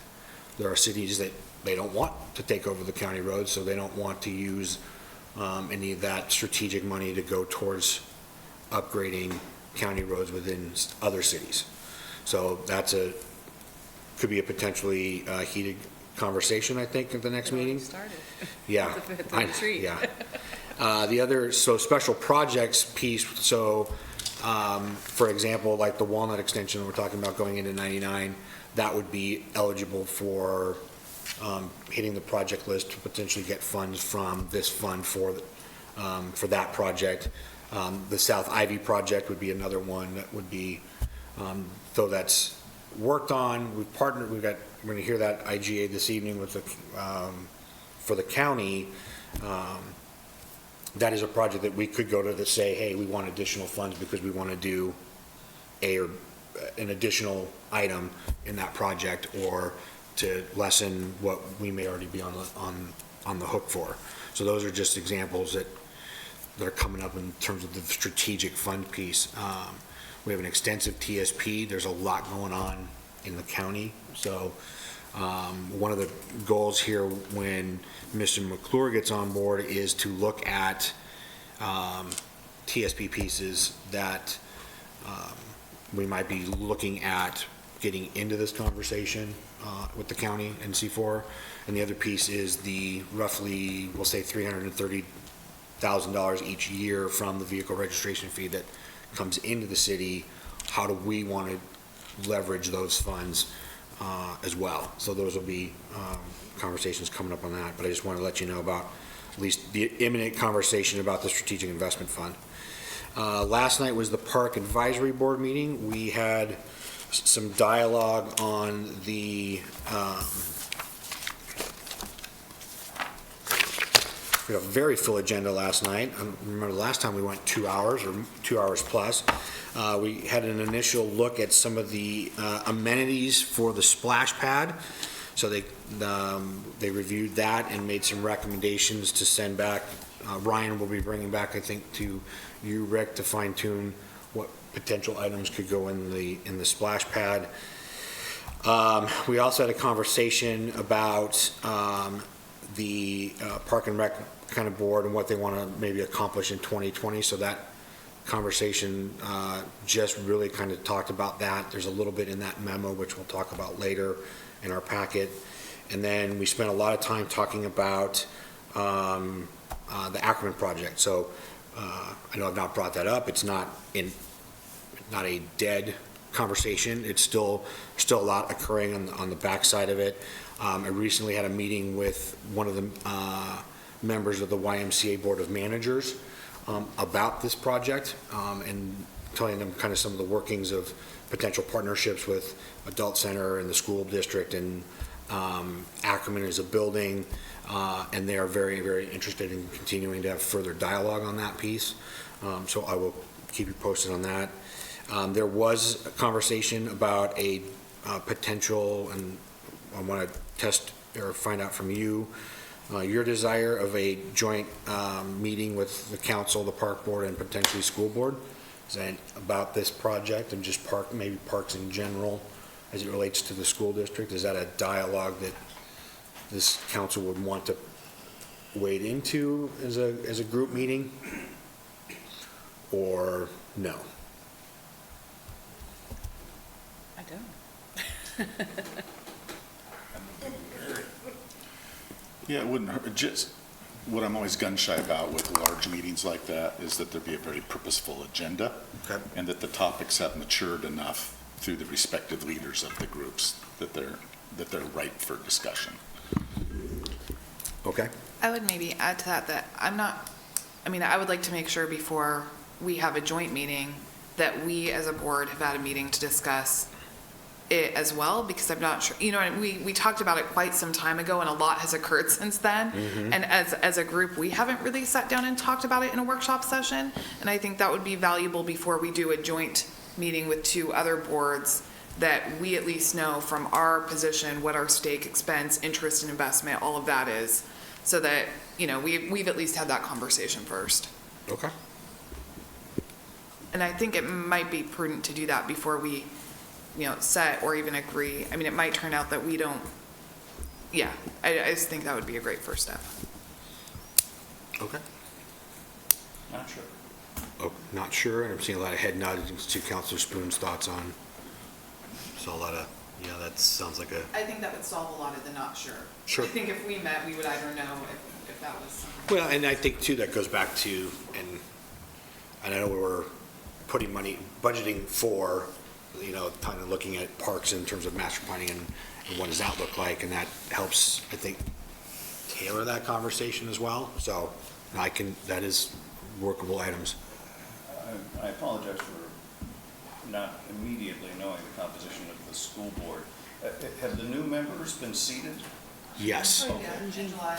Yeah, July or August, they've had a couple of meetings under their belt, and I They know, don't have a January cycle like us. no, yeah. No, they'll go on board And I in June before the school year starts. And I think that this particular item is an agenda item on an upcoming school board meeting and work session, so, because a couple of new members that I think are trying to get up to speed on that, so. All right, well, maybe if we get some communication from the school board, that might be helpful. If it's Well, and we have a new counselor since we last talked about it too. Counselor Berge wasn't really involved in Sure. our conversations. Yeah, it's been months since we've talked about it. Right, no, so. absolutely. Okay, nope, that helps me out. Okay, perfect. That concludes all that I, check my stack of stuff. Yep, that's all that I have for right now. We'll move into council liaison reports. Councilor Berge. Nothing right now. The Planning Commission had a 5-minute meeting last time, and that was about it, so. Okay, perfect. They were efficient. Perfect. Thank you, Councilor Parker. Councilor Hensley? Nothing, Mr. Mayor. All right. Council President Dale? All righty, I do have something this week. As we are all residents of the city of Canby, we are all customers of Canby Utility, and so if you haven't already, you will soon receive in your mail a notice of a rate increase.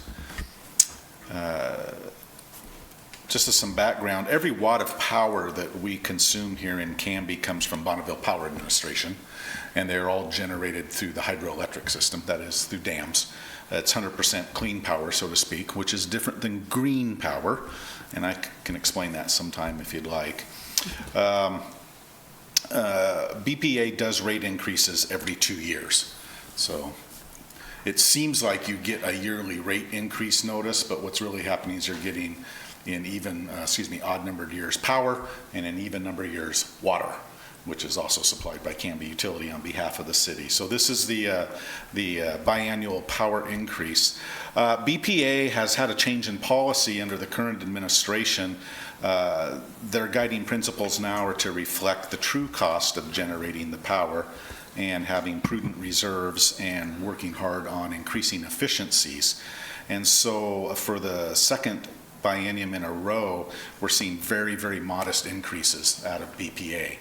They came out this year with a 4.2% increase. Those that have listened to me over other years, it's been pretty close to 10%. So a very modest increase this year. And as a result, Canby Utility, whose board is of a similar mind, is proposing a 4.5% increase for residential, which is the one most of us see and are most concerned about. So of that 4.5%, 4.2 percentage points are just to pay BPA for the power. So Canby Utilities, a very, very small increase in their own operating expenses. They also are not increasing the rates on meter charges. So if you look at your bill, you'll see there's a meter charge and then there's your consumption charge. They are not increasing the rate on the meter. So you're only going to pay more according to what you burn in power, which is nice. And incidentally, Canby Utility does actually undercharge on residential meters. They don't meet their cost on the monthly rate. They make it up on the actual power usage, and they do that just to help keep rates down for those who are low usage consumers and being sensitive to our budgets. For some comparison, our residential rates here in Canby will be below all of our neighboring public utilities. So not PGE, but those who use BPA power. We're below everyone else in our area except for McMinnville. They're a tiny bit cheaper. When it comes to our commercial rates, we do edge out McMinnville, and we are cheaper than all the other providers around. So a nice competitive advantage for economic development. It is attractive to businesses looking to locate here. Depending on your power usage, our commercial rates can be up to 86% cheaper than PGE. So that tells you the difference there, and that's a very nice competitive advantage. Our residential rates, depending on how much you consume, can be up to 47% cheaper than PGE. So it's a nice advantage we have here in Canby using public power. Any questions about rates? No, sir. Okay. You'll get notice of a public hearing coming up in October at Canby Utility if you'd like to go in and chime in about the rates, or if you have any questions about the formulas or Canby Utility's budget, how they spend their money, you can contact them and they will gladly supply you. Mr. Mayor, the other thing Canby Utility has done is they've just completed their, they have a recurring 5-year audit of their electrical infrastructure. They retain an outside agency that comes in and examines that, and they look at everything from substations to feeders to where lines are buried and everything. They passed with an A. Canby Utility has really good infrastructure. That audit also goes into helping them plan for their capital. The only major things they have on the capital docket, which will affect us, is they do have some underground feeders that were put in the 1970s that they need to dig up and replace because they're hitting end of life. Gotcha. After 50 years. So we'll see some of that go on. That's supposed to be done in the next 5 years. And one of the things the infrastructure looks at is how long and how much growth can it accommodate, and we are sized well out until at least 2030 is the projection. If an interesting little factoid is they anticipate that by 2030 we will be consuming the power equivalent of up to 5,500 more households. So that jives reasonably well with the population forecasts that we've seen out of Portland State.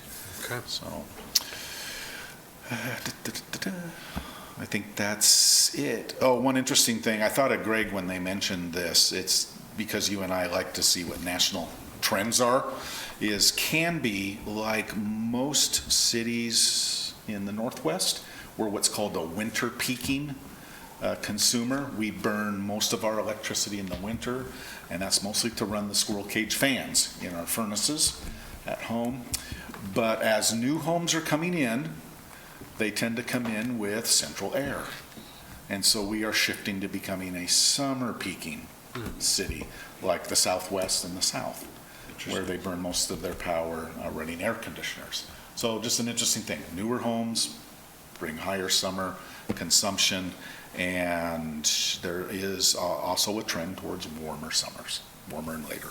Okay. So there you go. Unfortunately, when you're supplied by BPA, all that water behind the dam is at its lowest in the summer. So that's always an issue in the Pacific Northwest, is how do you balance water over the dams with power and salmon and other things. So thank you, Mr. Mayor. It was a long report, but I didn't do one last time. So Great, thank you. Councilor Varwig. It's amazing how much goes into figuring all of that power stuff out. It's not just as simple as flipping a switch, is it? And no, it takes them months, takes BPA many months in public hearings to decide on a rate. And then it takes many months for all the utilities to figure out what they're going to do in response. My kids think that to flip on the switch is free. Other people's There's kids a think the long same. chain of electrons all the way back to the dam. I have no report tonight. All right, thank you. Councilor Spoon. No report from me either, Mr. Mayor. Okay, thank you all very much. Moving to the consent agenda. Which is very near something. Mr. Mayor, I move to adopt the minutes of the September 4th, 2019 City Council regular meeting. A second. Motion's been made by Council President Dale and seconded by Councilor Hensley to accept the consent agenda, which includes the minutes of the September 4th, 2019 City Council regular meeting. All those in favor? Aye. Anyone opposed? That carries 6-0. We don't have a public hearing this evening, do we, Joe? We do not. Okay. So we'll move into resolutions and ordinances. Joe. First up, you have Resolution 1326. It's requesting an intergovernmental agreement between the City of Canby and Clackamas County relating to road maintenance and permitting authority of a portion of South Ivy Street between 13th Avenue and the southerly urban growth boundary. Yes, thank you, Mr. Mayor and Joe. As most of you will remember, we did enter into an intergovernmental agreement for improvements to occur on South Ivy from Highway 99 to approximately 11th Avenue. That agreement included some fairly significant improvements to that stretch of road, and including sidewalks, signalization at Township. We'll be redoing some infrastructure collection systems at the time that the road is torn up. And so that's project number one. And that project is funded with a combination of CDBG funding, city contribution, and county in-kind match, because we've gone so far over our budget estimate. And that is the area that we will likely be calling on the mayor to petition for additional funding. We think that project is probably going to miss something by something in the neighborhood of $1 million, the original estimate. So it would be a great funding source for the new revenue program. What I have before you this evening is an intergovernmental agreement with Clackamas County that addresses the right-of-way from 13th Avenue to the urban growth boundary. The purpose for this IGA is to give the city control of that right-of-way so that we can install, construct and install improvements necessary to serve the wastewater and collections needs of the development that is occurring in the south part of Canby, within the urban growth boundary, but half within the city and half outside. You did approve a development concept plan a year ago for the west side of South Ivy. A portion of that can be can be served with gravity sewer, but a larger portion of that will require a pump station. We've been working on the design of that pump station. Colonel McLeod has been working with us on that, and that is almost ready to go out to bid, but we really can't do anything with the project until we have the ability to work within the right-of-way. The options that we had available to us were to try to work with the county, have them be the approving authority for anything that we were to do within the right-of-way, and risk having any improvements that were done be done to the county standard and not the city standard, or for the city to come in and take jurisdictional control, not yet ownership, but responsibility. We can't take ownership until the full road is annexed to the urban growth boundary. So we're taking responsibility without taking ownership, and that's what this intergovernmental agreement does. And with this in place, if you approve it tonight and the county commissioners approve it in the next several weeks, we'll begin to work fairly quickly to get the infrastructure improvements necessary to be able to serve that emerging community on the south part of town. There is a separate component of this agreement that's actually tied to the original IGA, and that is funding of a portion of the, we have an intergovernmental agreement with the county that dates back to the early 90s that essentially says that when a road is annexed into the city, that road is also transferred to the city. And we've had a number of circumstances where the transfer hasn't occurred for any number of reasons. Most often it's because the annexation has occurred in a piecemeal fashion, and so you'd have kind of a checkerboard system, and it just wasn't an effective method of transferring ownership and responsibility. In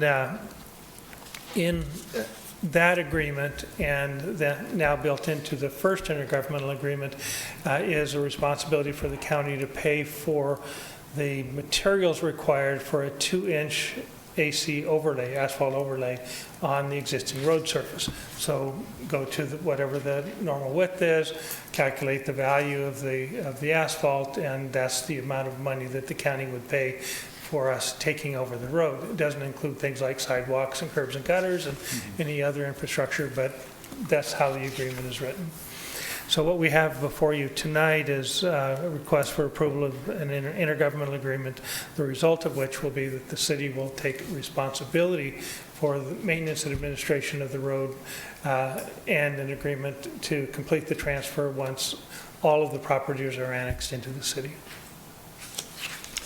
So, yeah, I think that's a key point to hit on, Rick, and you and I have talked about this. The rub that came about with this was that when is the appropriate time to take over the responsibility of maintaining the roads versus just getting the access to be able to do the work, to be able to finish the complex. I think that's the key piece in this IGA component right now, is that the rub became that there was a desire by the county to us to take it all on now versus waiting until the subdivision or the rest of the properties were being annexed in and developed. And so, so this is a much more sound approach. So I appreciate your work on this with the county. Yeah, I think it's a good agreement. The county did take a run at getting us to vacate the first agreement and creating a new agreement for that entire stretch of road that I found less than acceptable. And so we went back to the original plan. We've actually had this particular IGA drafted since about January or February when we initiated conversations. And so taking the conversation the full 360 degrees, we're back to the agreement that we had proposed at the beginning of our discussions. Well, so, if you're afraid to hear no, don't ask. Yeah, that's You know, true. So the county wasn't That's afraid true. to They weren't ask. afraid to so- ask, and we weren't afraid to say no. There we go.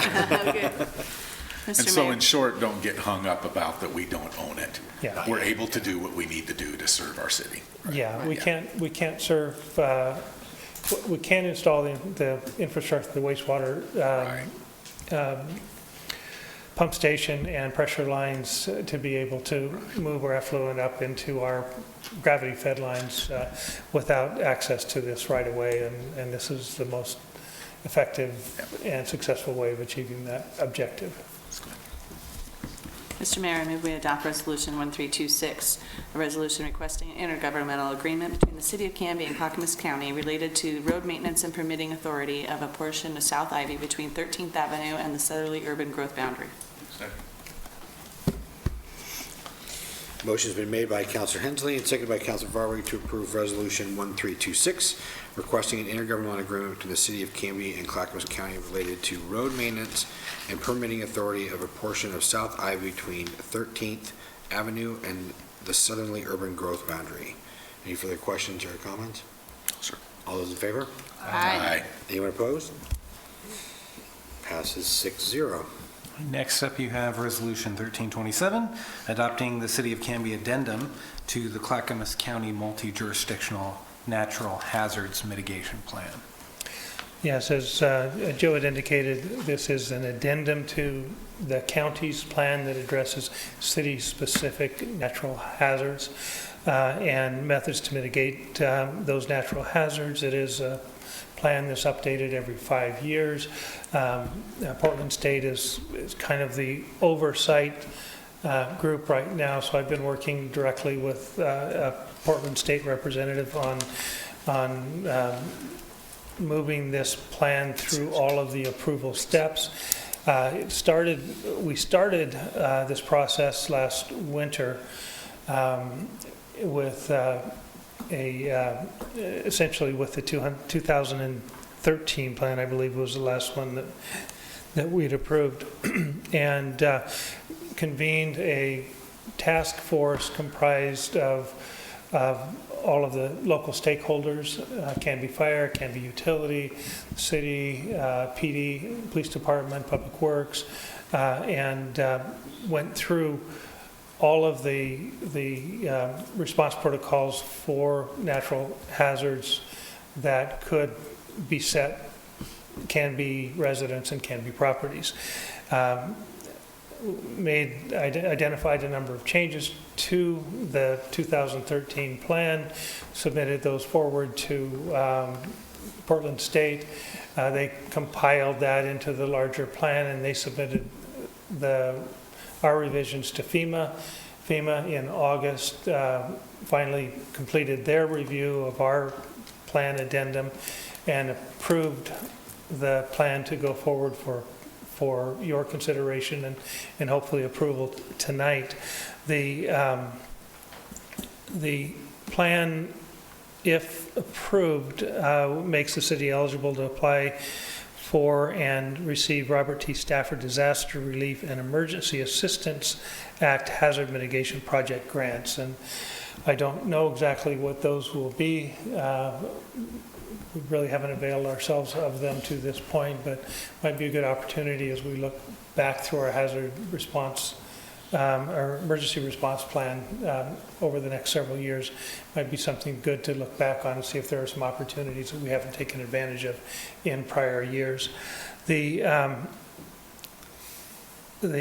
process did require that we publish notice of availability of the plan twice in a local paper, which we did in the Canby Herald. We also posted it on the city's website and made it available to the public for public comment. We have received no comments relative to the content of the plan, and staff recommendation is that you approve it this evening. Great. Thank you, sir. Questions or comments? As I recall from the last time we did this, plus our emergency operations plan, that this is a vital ingredient, especially for post-disaster FEMA relief. So Joe says yes. Yeah, it's actually a critical element. If you don't have it in place, you won't be eligible for some response and recovery funding that might otherwise be available to the city. Any questions or comments? Okay, I'll take a motion, please. Mr. Mayor, I move to approve Resolution 1327, a resolution adopting the City of Canby addendum to the Clackamas County Multi-Jurisdictional Natural Hazards Mitigation Plan. Thank you. I'll second it. Motion's been made by Councilor Verwig and seconded by Councilor Berge to approve Resolution 1327, adopting the City of Canby addendum to the Clackamas County Multi-Jurisdictional Natural Hazards Mitigation Plan. Any further discussion? All those in favor? Aye. Anyone opposed? That passes 6-0. Next up is ordinance 1520. This is up for second reading, so it'll be roll call vote. And this is amending Canby Land Development and Planning Ordinance Title 16 of the Canby Municipal Code. Yeah, and more specifically, 16.08.140 and following temporary vendor. What we have proposed and what you heard at the last meeting was a recommendation under paragraph C under duration. As you may recall, prior to, or at the current time, and unless you approve this, the temporary vendor permit can be granted only initially for 90 days, and then one additional time for additional 90, so equaling 180 days in a 12-month period. What this would do is it would amend that section to allow the temporary vendor permit to be renewed twice for an additional 90 days, or a total of 270 days in a 12-month period. Thanks, sir. Any clarifications or questions? Great. Mr. Mayor, I move we adopt ordinance number 1520, an ordinance amending the Canby Land Development and Planning Ordinance Title 16 of the Canby Municipal Code. Thank you. Second. Motion's been made by Councilor Hensley and seconded by Councilor Berge to approve ordinance 1520, amending Canby Land Development and Planning Ordinance Title 16 of the Canby Municipal Code. Roll call vote. Councilor Berge? Aye. Councilor Parker? Aye. Councilor Hensley? Aye. Council President Dale? Aye. Councilor Varwig? Aye. Councilor Spoon? Aye. Motion carries 6-0. Moving in, thank you, Joe. New business, findings, conclusion, and final order, TA 19-02. This is in regards to what you just passed in second reading. Perfect.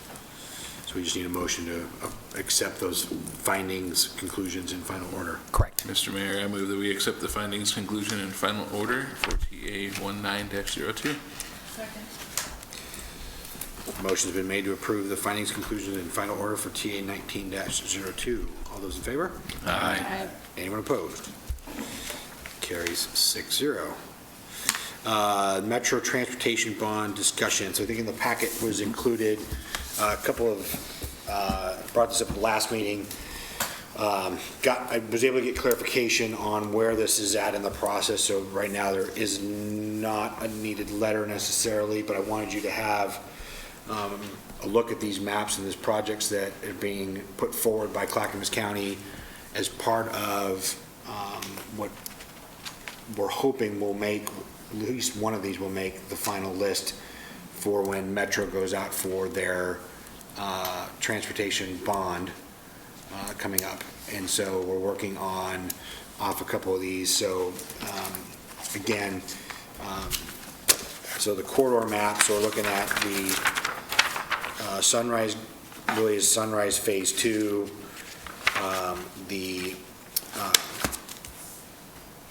the Clackamas to Columbia, so the C2C corridor, which is connecting Happy Valley, runs Happy Valley into Gresham up to Columbia, and then the McLaughlin 99E corridor, and then the Oak Grove pedestrian bicycle bridge. So those are the 4 big projects that our Clackamas County is really pushing forward on. And so, again, we're not to that point of, do we want to weigh in, stay out of it? So until we know a little bit more on that, I'll come back when I have more details on what that'll look like. But I wanted you guys to have at least these to know what projects are being considered in Clackamas County. The general thought is that the, having had conversation with President Peterson for Metro, the corridor piece for McLaughlin is a big piece that they're looking at. They like that one a lot, at least in terms of initial conversation, because it addresses a lot of pinch points, safety issues, and maintenance pieces, which seem to be kind of where Metro wants to look at. The bigger projects like the C2C, so Clackamas to Columbia, and the Sunrise Corridor, next phase, are much bigger projects that would eat up a lot of the bonding piece. I don't know quite what the appetite's going to be for that, and we think that we may end up with 1. We're hoping for 2. So I don't, again, just information for all of you, and when time comes, if we want to wade into that in terms of taking a position. The McLaughlin, I know, would be a big win for at least improvements in pinch points and flow for much of those Canby residents that travel that to go to Portland. About 5,000 a day. Right. So. Well, that was, so the decision point, when it finally gets to that, it'll be exclusively to the Metro Council. Yeah, so this will be so when the time comes right now, there's a couple of task forces that are working on it and weeding through all the different projects and whatnot, but when the time comes, yeah, it'll ultimately end up where Metro will figure out what will be that 100% list that when they go out to finally ask, that will be included in, hey, they're trying to touch all of the Metro area, and these were the ones that Clackamas County felt were high priority within that. So yeah, I wish I had more on that. We've got kind of the no letters yet. Hold on, don't send anything in yet, because we don't know when to send it in or where. The next piece is the Parks and Recreation Advisory Board presentation. Mark and Barry, would you like to come to the podium there? The table. Really, after our conversation last night, the letter in the packet is kind of the recap of kind of what the Park Advisory Board has been working on. So if you have further questions, or if Mark and Barry wanted to elaborate on anything in the... We might want to just clarify that thing. There was some interpretation that the statement in here that the Ackerman project died mostly because of the school district was not the intent of what was said, but basically both sides are having sticker shock and nobody knows how to move forward with $14 million worth of cost, not counting the annual maintenance cost on top of that. So, other than that, I think it's pretty straightforward. Yeah, the letter is pretty straightforward. I just had a little problem with that Ackerman portion because it made it sound like the school board pulled out, and they definitely did not pull out. They are still looking at options, and they are moving forward with some things right now. Based on the tourism presentation that we had earlier, I'm really excited about some of the stuff in Mark's letter. I think I'm not totally sports oriented, but with the recreation project and the community center possibility,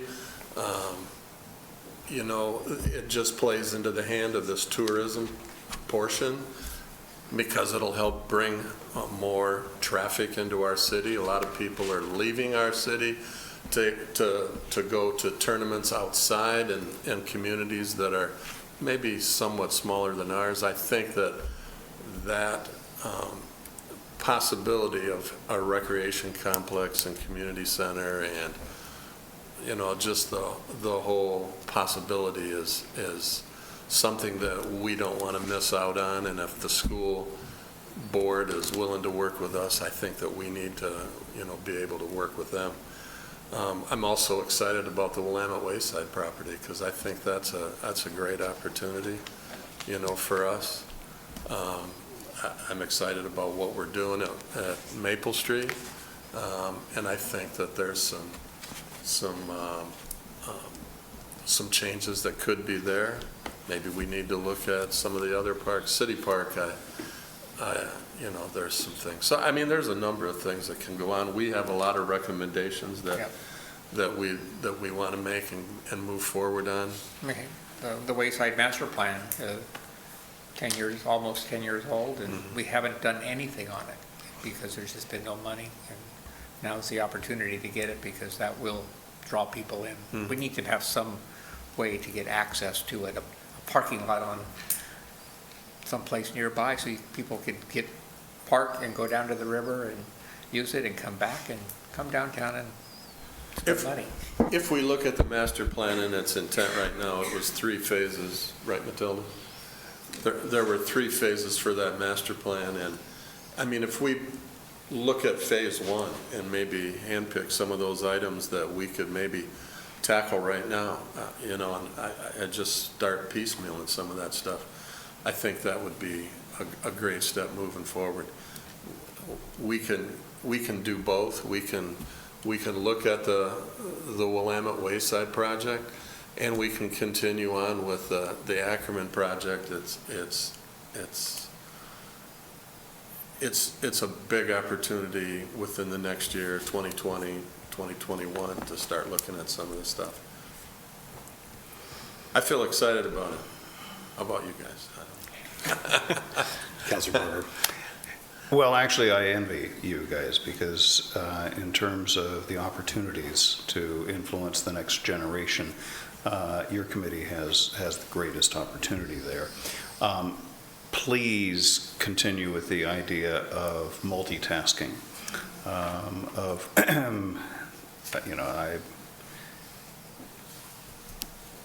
I'm open to the discussion with the school district on the sports complex. I see some structural and management, IGA issues there, but I'm okay to continue talking. But what I don't want it to be is the 800-pound gorilla that takes up all of our attention. Right.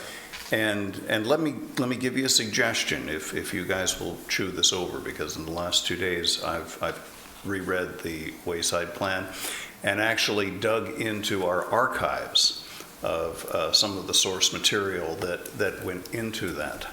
And here's my suggestion to you, is for a recommendation to use some of the park development funds, which our city attorney has said can be used for park planning, and to actually take that plan and hire a consultant to do an implementation plan. To not have you guys have to do all the heavy lifting on this, but to have a consultant come back with a series of options for you guys to consider. Because it's my assessment of that plan that it is a solid plan. But what I think we can make the greatest amount of distance in the shortest amount of time is by bringing in a consultant, and several of us have seen what happened in the city of Independence, what they did there, and I think structurally we've got the same type of environment there. But to bring somebody in to help you guys present us with some policy recommendations. We've got the funds, let's go ahead and use them and come up with an actual implementation plan. So that's my suggestion. That would be great. Yeah. I think we'd be totally for that. Sounds good. Anything else, please, gentlemen? No? Okay. Thank you. Thank you. Appreciate it. Thank you. Next on the agenda, the Canby Housing Needs Analysis. Ms. Matilda Dees.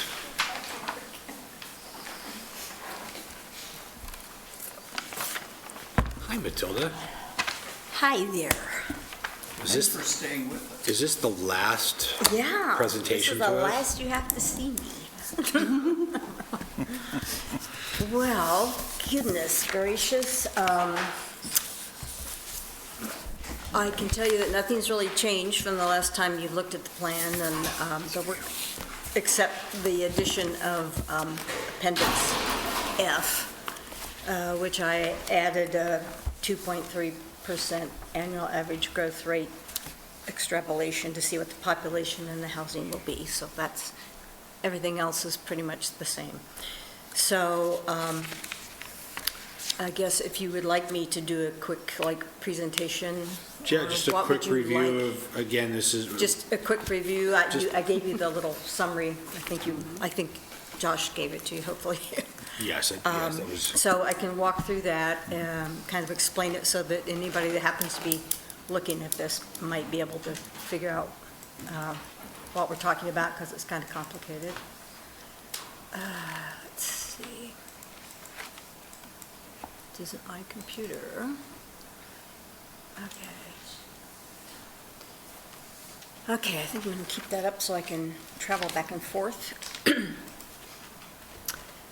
So the housing needs analysis, I guess the reason we did a housing needs analysis, in addition to the lands needs analysis, the buildable lands analysis, is because next year, DLCD, the Department of Land Conservation and Development, they informed us this year that next year they're going to require a housing needs analysis be done for each city.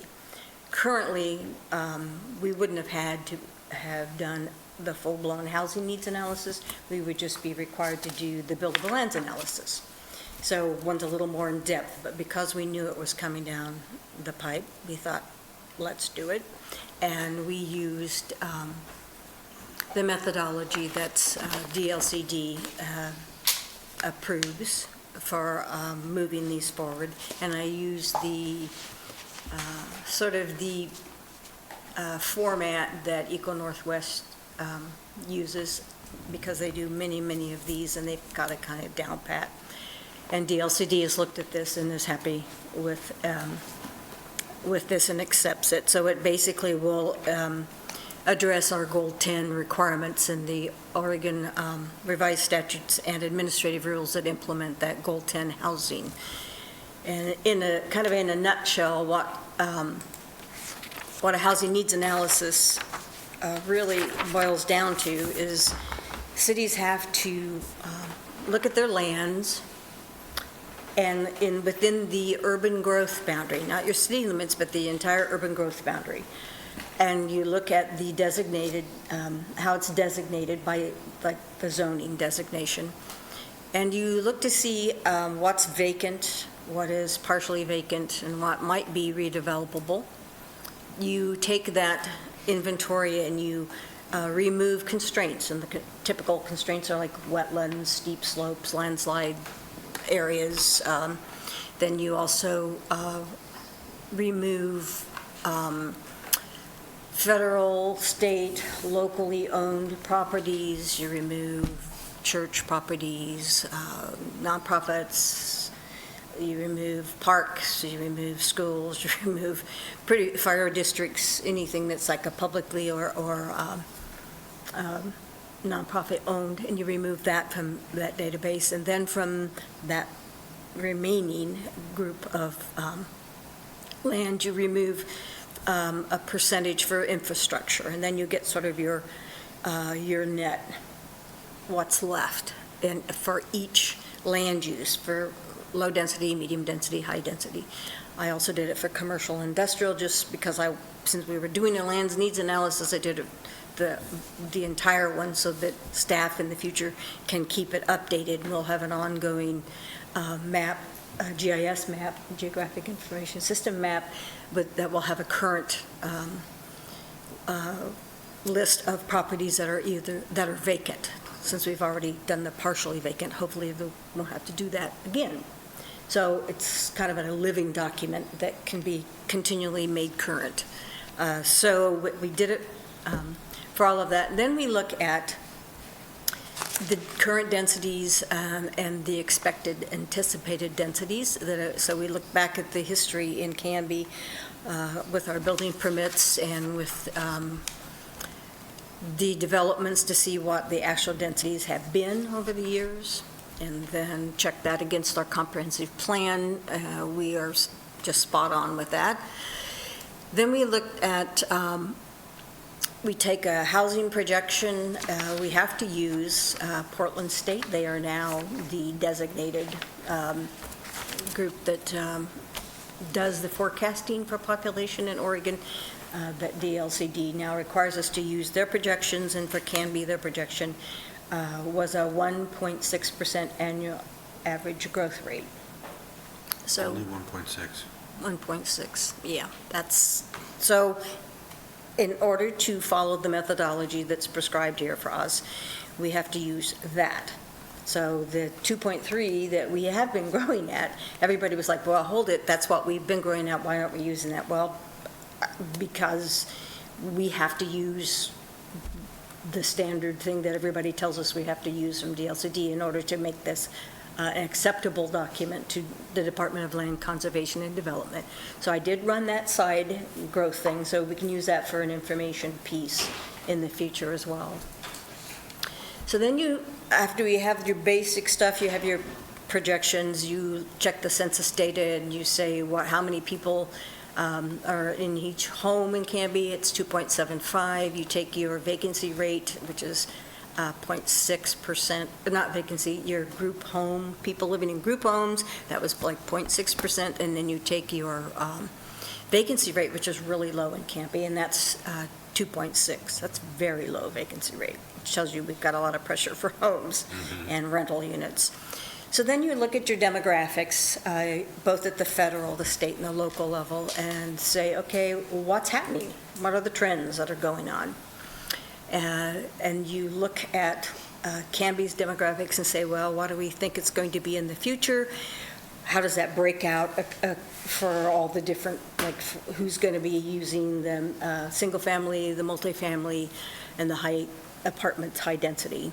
So you take that and you spread it out over the land, and you say, how much land, here's your population, how much land are you going to need in this density and in this designation, and do you have enough, basically, in this 20-year time frame, which is, 20 years, anything can happen in 20 years. So usually these things are valid for 5 years or so, and then if there's a high pressure for growth, everybody revisits them again and updates them. So in a nutshell, that's kind of what this whole thing, how we did this, staff did this.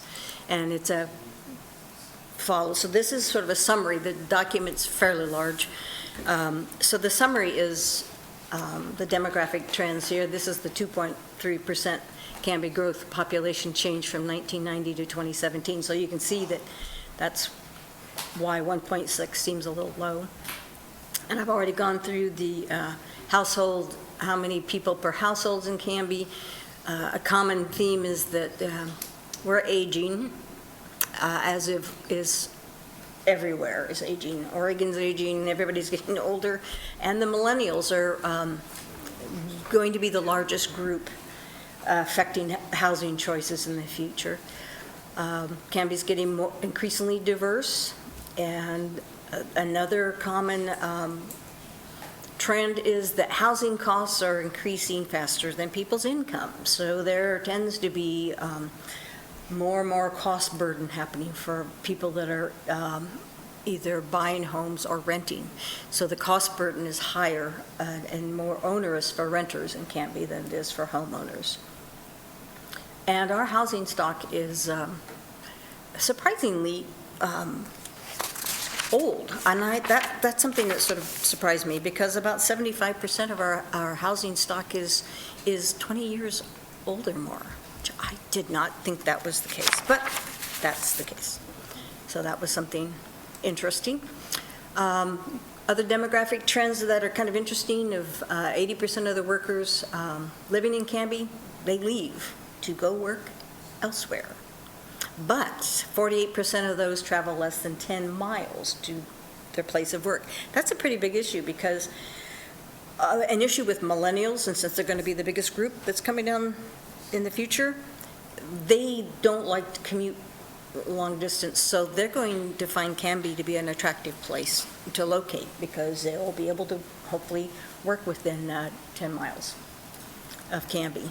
So also, another interesting thing is 72% of the households in Canby earn between 50 and 120% of Clackamas County median family income, which is also what applies to Canby, which is $81,400 a year. And that means that if you make $81,400, you can afford like approximately $2,025 a month in rent, or a home valued between $284,000 and $324,000. And what's important with that is there aren't that many homes in Canby at that price point anymore. It seems like we have a different price point that's happening in Canby. Sorry to interrupt, Matilda, because I was looking at the graphing of like housing needs, that bandwidth of the 10 We to have- 25 is an area that is of need in Canby, because we just don't have any of that.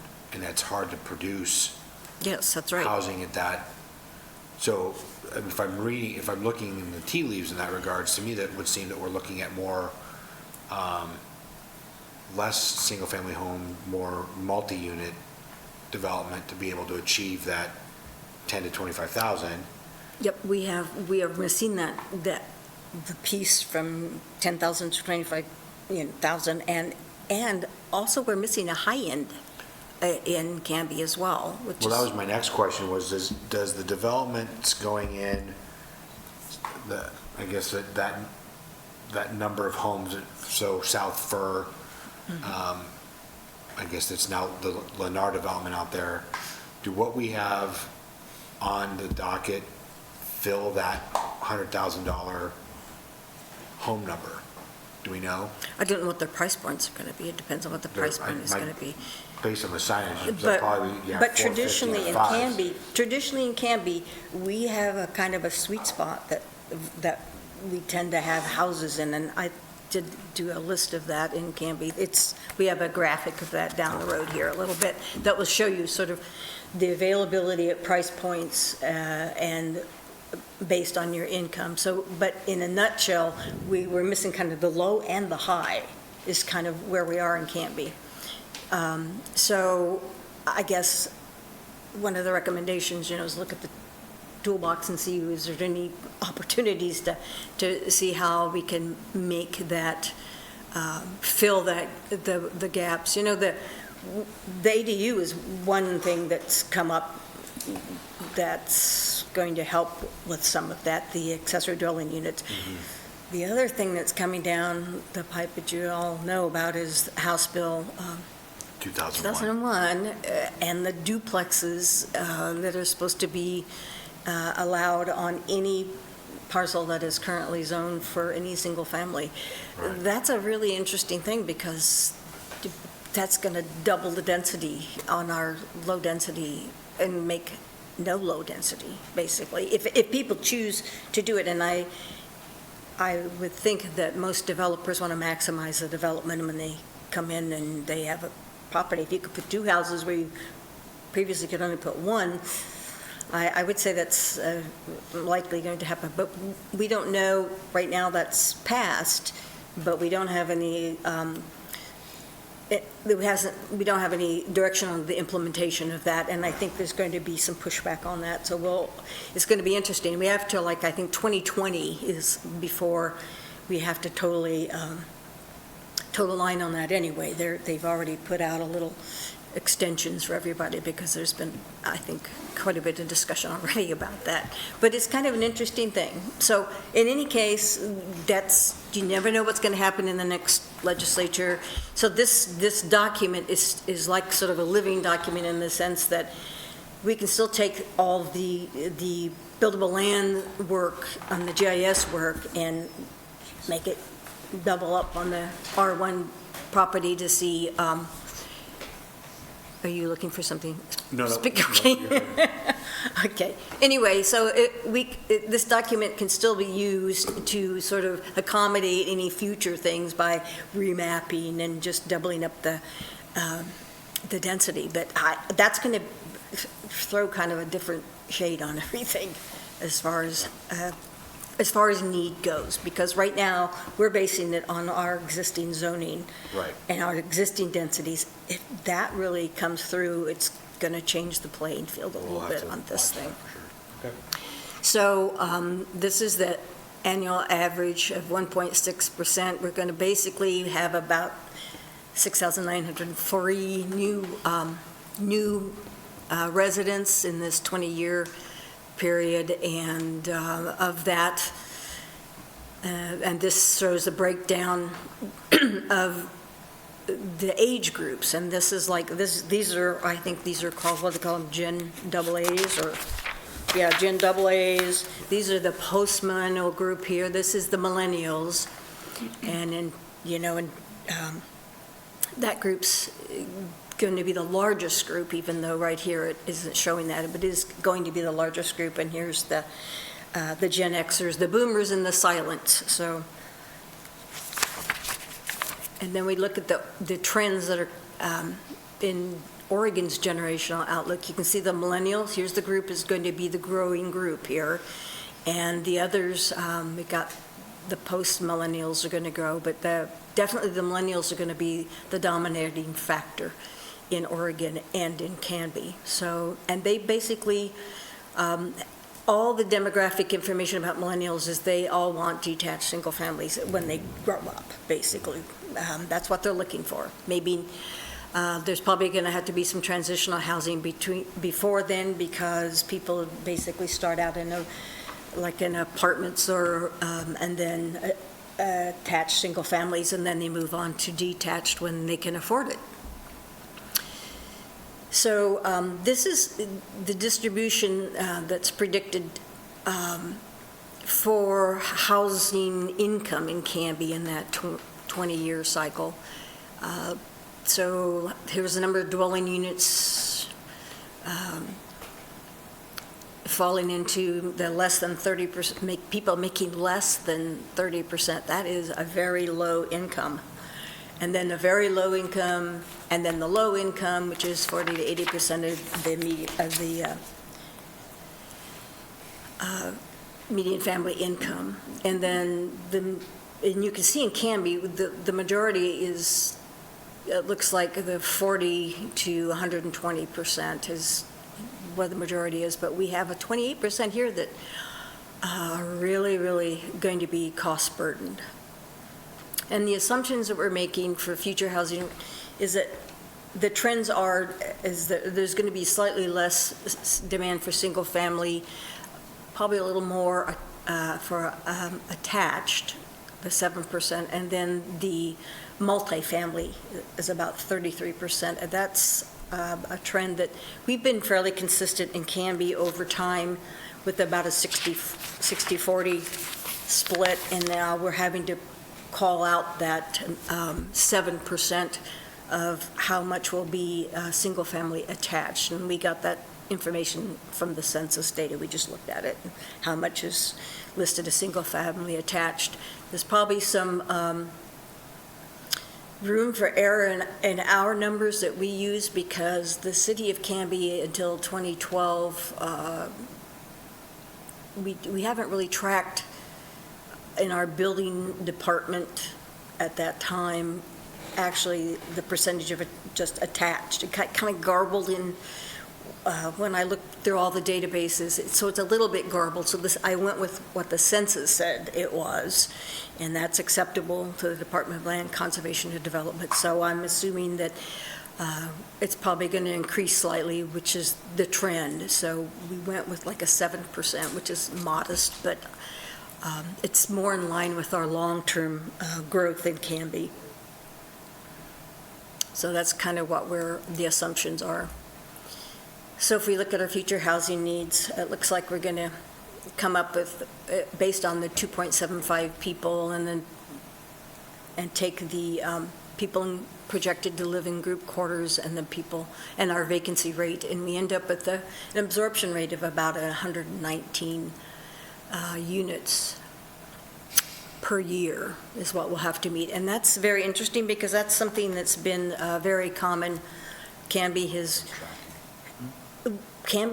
basically done at least that many most of the time each year on housing units. Sometimes we've had high years of maybe 200 dwelling units, but sometimes much less, sometimes none. But on average, that's pretty consistent in what we have done in the past. So I don't think that's going to be too far off in the future.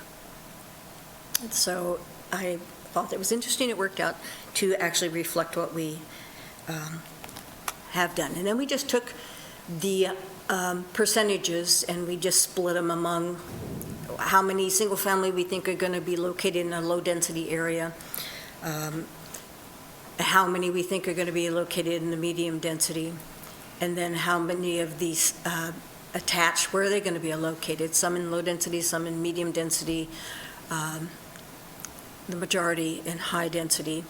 And then the multifamily is basically going to all be in high density and commercial. The commercials will be, some of the commercial in the downtown will be able to absorb it, like the Hanlon development. That's where that particular figure comes in. It was just split out basically the 60%, the 7%, and then the 33%, and then we just divvied it up among the various zones.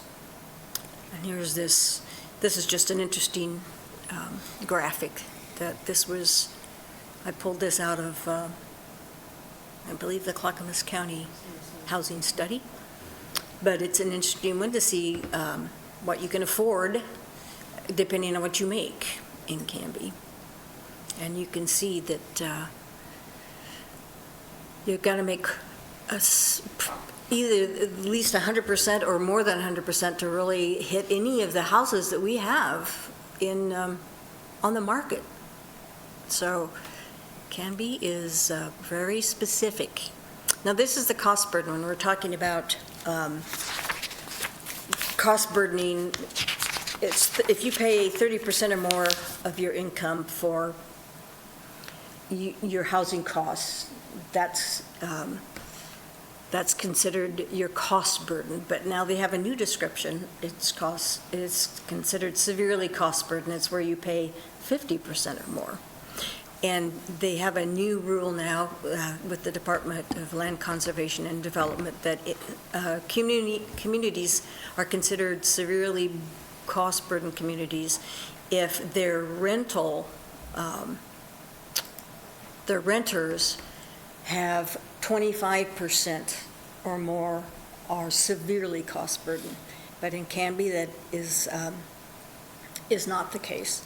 But in Canby, you can see that more of the renters are severely and even cost burden than if we went back to our, oops, excuse me, I'm clipping on the wrong one here. You can see that homeowners are cost burdened, but at a much lower rate than the renters. But we don't meet the threshold to have to go to the extra mile, which they make the communities that are considered severely cost burdened. Canby's like 14 to 16% of our renters are severely cost burdened in the total. And so we're a ways away from the 25%, but when you reach the 25% threshold, you're required to actually go out into the community and have conversations in the community with community about why are we severely cost burdened and what can we do about it? What are the solutions to it? And that's basically a requirement when you get that far along. Fortunately, for now, we're not there yet, but we do have a good bit of cost burdening, particularly with the renters. And this is just information. A lot of this is information, just fair market value, the HUD fair market value for if you rent in Canby. You can see it's pretty high rents, actually. A studio is considered fair market at $1,000 a month. So you can see it gets expensive. So these are the share of households, again, that in Canby, that compared to the median family income, the share of households that are 30% less is 15%. We looked at this earlier, and 30 to 50% is 14%. 50 to 80 is 24%, and 22 and the 26%. So we do have that 28% of them that are very low and extremely low income trying to find housing in Canby. This is the deficit. This is the one that gives a little bit of an explanation of where you're missing the housing here. Here's the missing piece, Mr. Mayor, you were talking about, and here's the missing piece. So we have this 10 to 20, 24, and then everything over 100,000. So we're being able to provide housing for sort of the middle ground, but not the extremes. So that's sort of an interesting thing, and I think that feels pretty accurate in Canby. When you look around at houses, if you have to house shop here. So in the land sufficiency thing, this is just information about capacity again. And the percent of total doesn't mean anything other than it's just an information thing. And these numbers are derived from what I was explaining earlier, the vacant, the partially vacant. And then you have to consider all of those, because in the eyes of the Department of Land Conservation and Development, if you have a house that sits on a very, very large lot that's dividable, then you can remove a quarter acre for the house and everything else is considered vacant again, but it's listed as partially vacant or redevelopable. So when we did the analysis on the GIS, literally we went through and pulled out all the half-acre lots of residential that had something on them, and literally took out the quarter acre for the home and tallied up what was left to come up with the partially vacant acres. It's a fairly simple calculation, but still, we had to do it lot by lot. We also ground truthed all these developments with aerials and site visits as well, and I went through every building permit from the city and the county to make sure that we caught everything, because the database that we get from Clackamas County is always lagging behind the building permits. So I tried to make the maps as current as possible by removing building permits that I know we had issued that didn't show up on the actual county database. So if we use the 1.6 annual average growth rate, and we look at the acres that are available and the lake acres that we think we're going to need in the next 20 years, you can see where the high density is going to be a slight issue. And when we had our workshop, I mentioned that one of the solutions to this is that we have the Northeast Canby master plan area. And when I talked to the Department of Land Conservation and Development, they thought it was a very acceptable idea to take that, which is considered mixed density, with very little clarity on what that means, because it was adopted without the plan being adopted. So it's kind of hanging out there with this mixed density, meaning who knows what. All we know is that supposedly 14 acres are supposed to be high density and 12 acres or 15 and 12 were supposed to be medium density. So they just said, take that and make up the difference in the high density in there, and the rest of it can be, do medium, high density and some commercial there, and the rest of it will be low density, and make that more explicit. And the reason we can probably do that in a simple way is because property has changed hands out there, and we have some willing property owners who are willing to say, I will take, this will be medium density, this will be high density, and use the entire parcels, and we don't have any people being upset that we're asking them to change their zone when they're unhappy about it. So we have willing property owners, the same way with some commercial that we'll be proposing, that you could consider as part of the recommendations. So the summary of the recommendations is what I was just saying, that redesignate 14 acres of the mixed density residential to medium, redesignate 26 acres of that northeast Canby mixed density and to high density, because those are the size of the actual parcels that the owner is willing to redesignate, and then redesignate some commercial on here as well.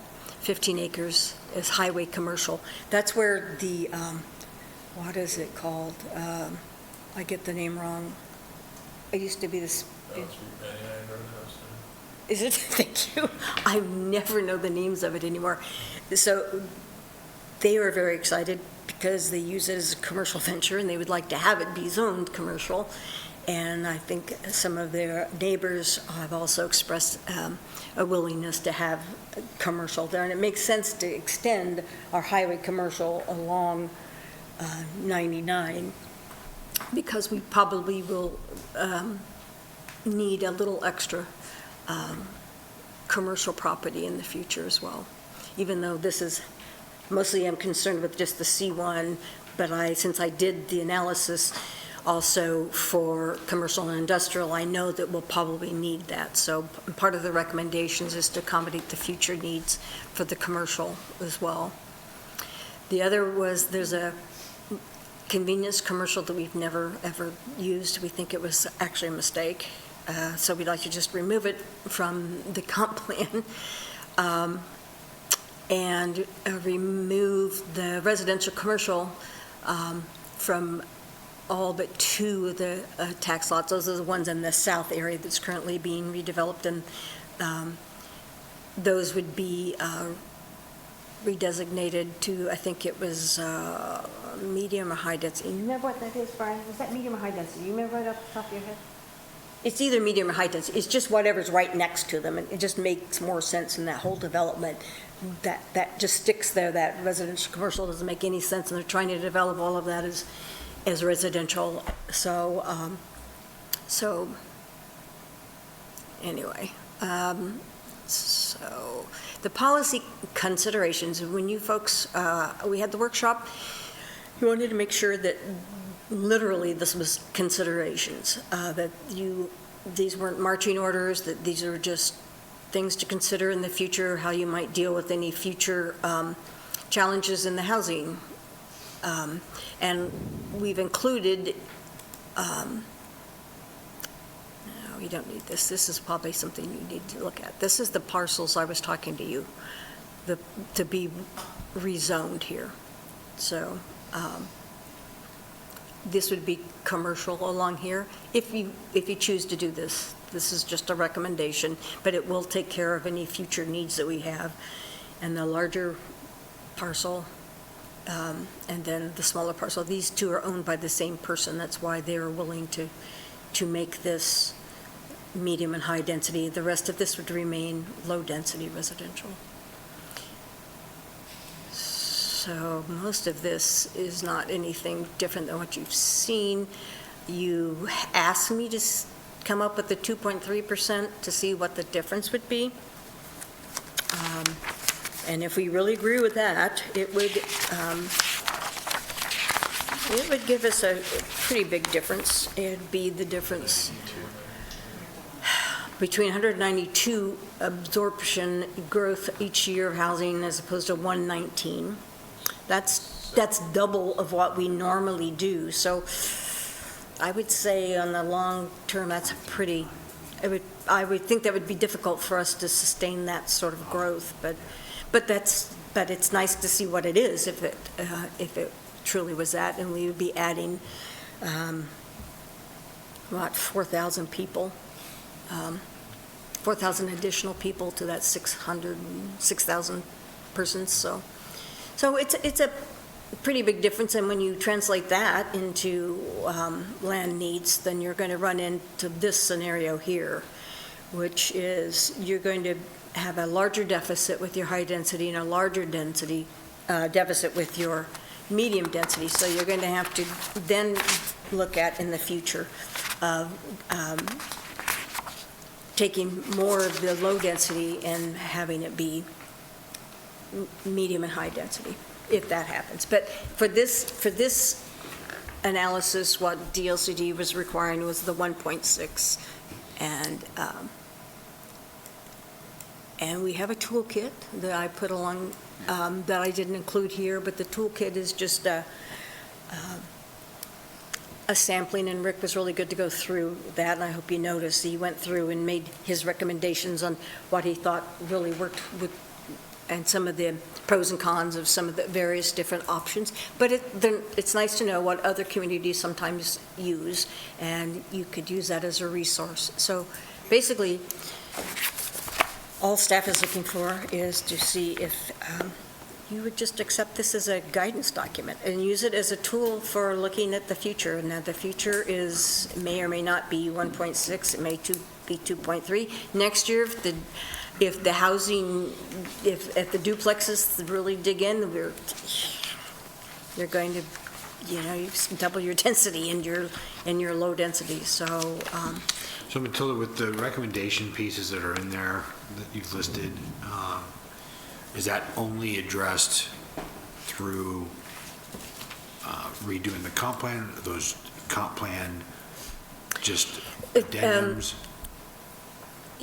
I'm not sure which you mean, which recommendation, the rezoning recommendation? Sorry, just the going back to the... Because the rezoning would be like a future down the line in 20 years.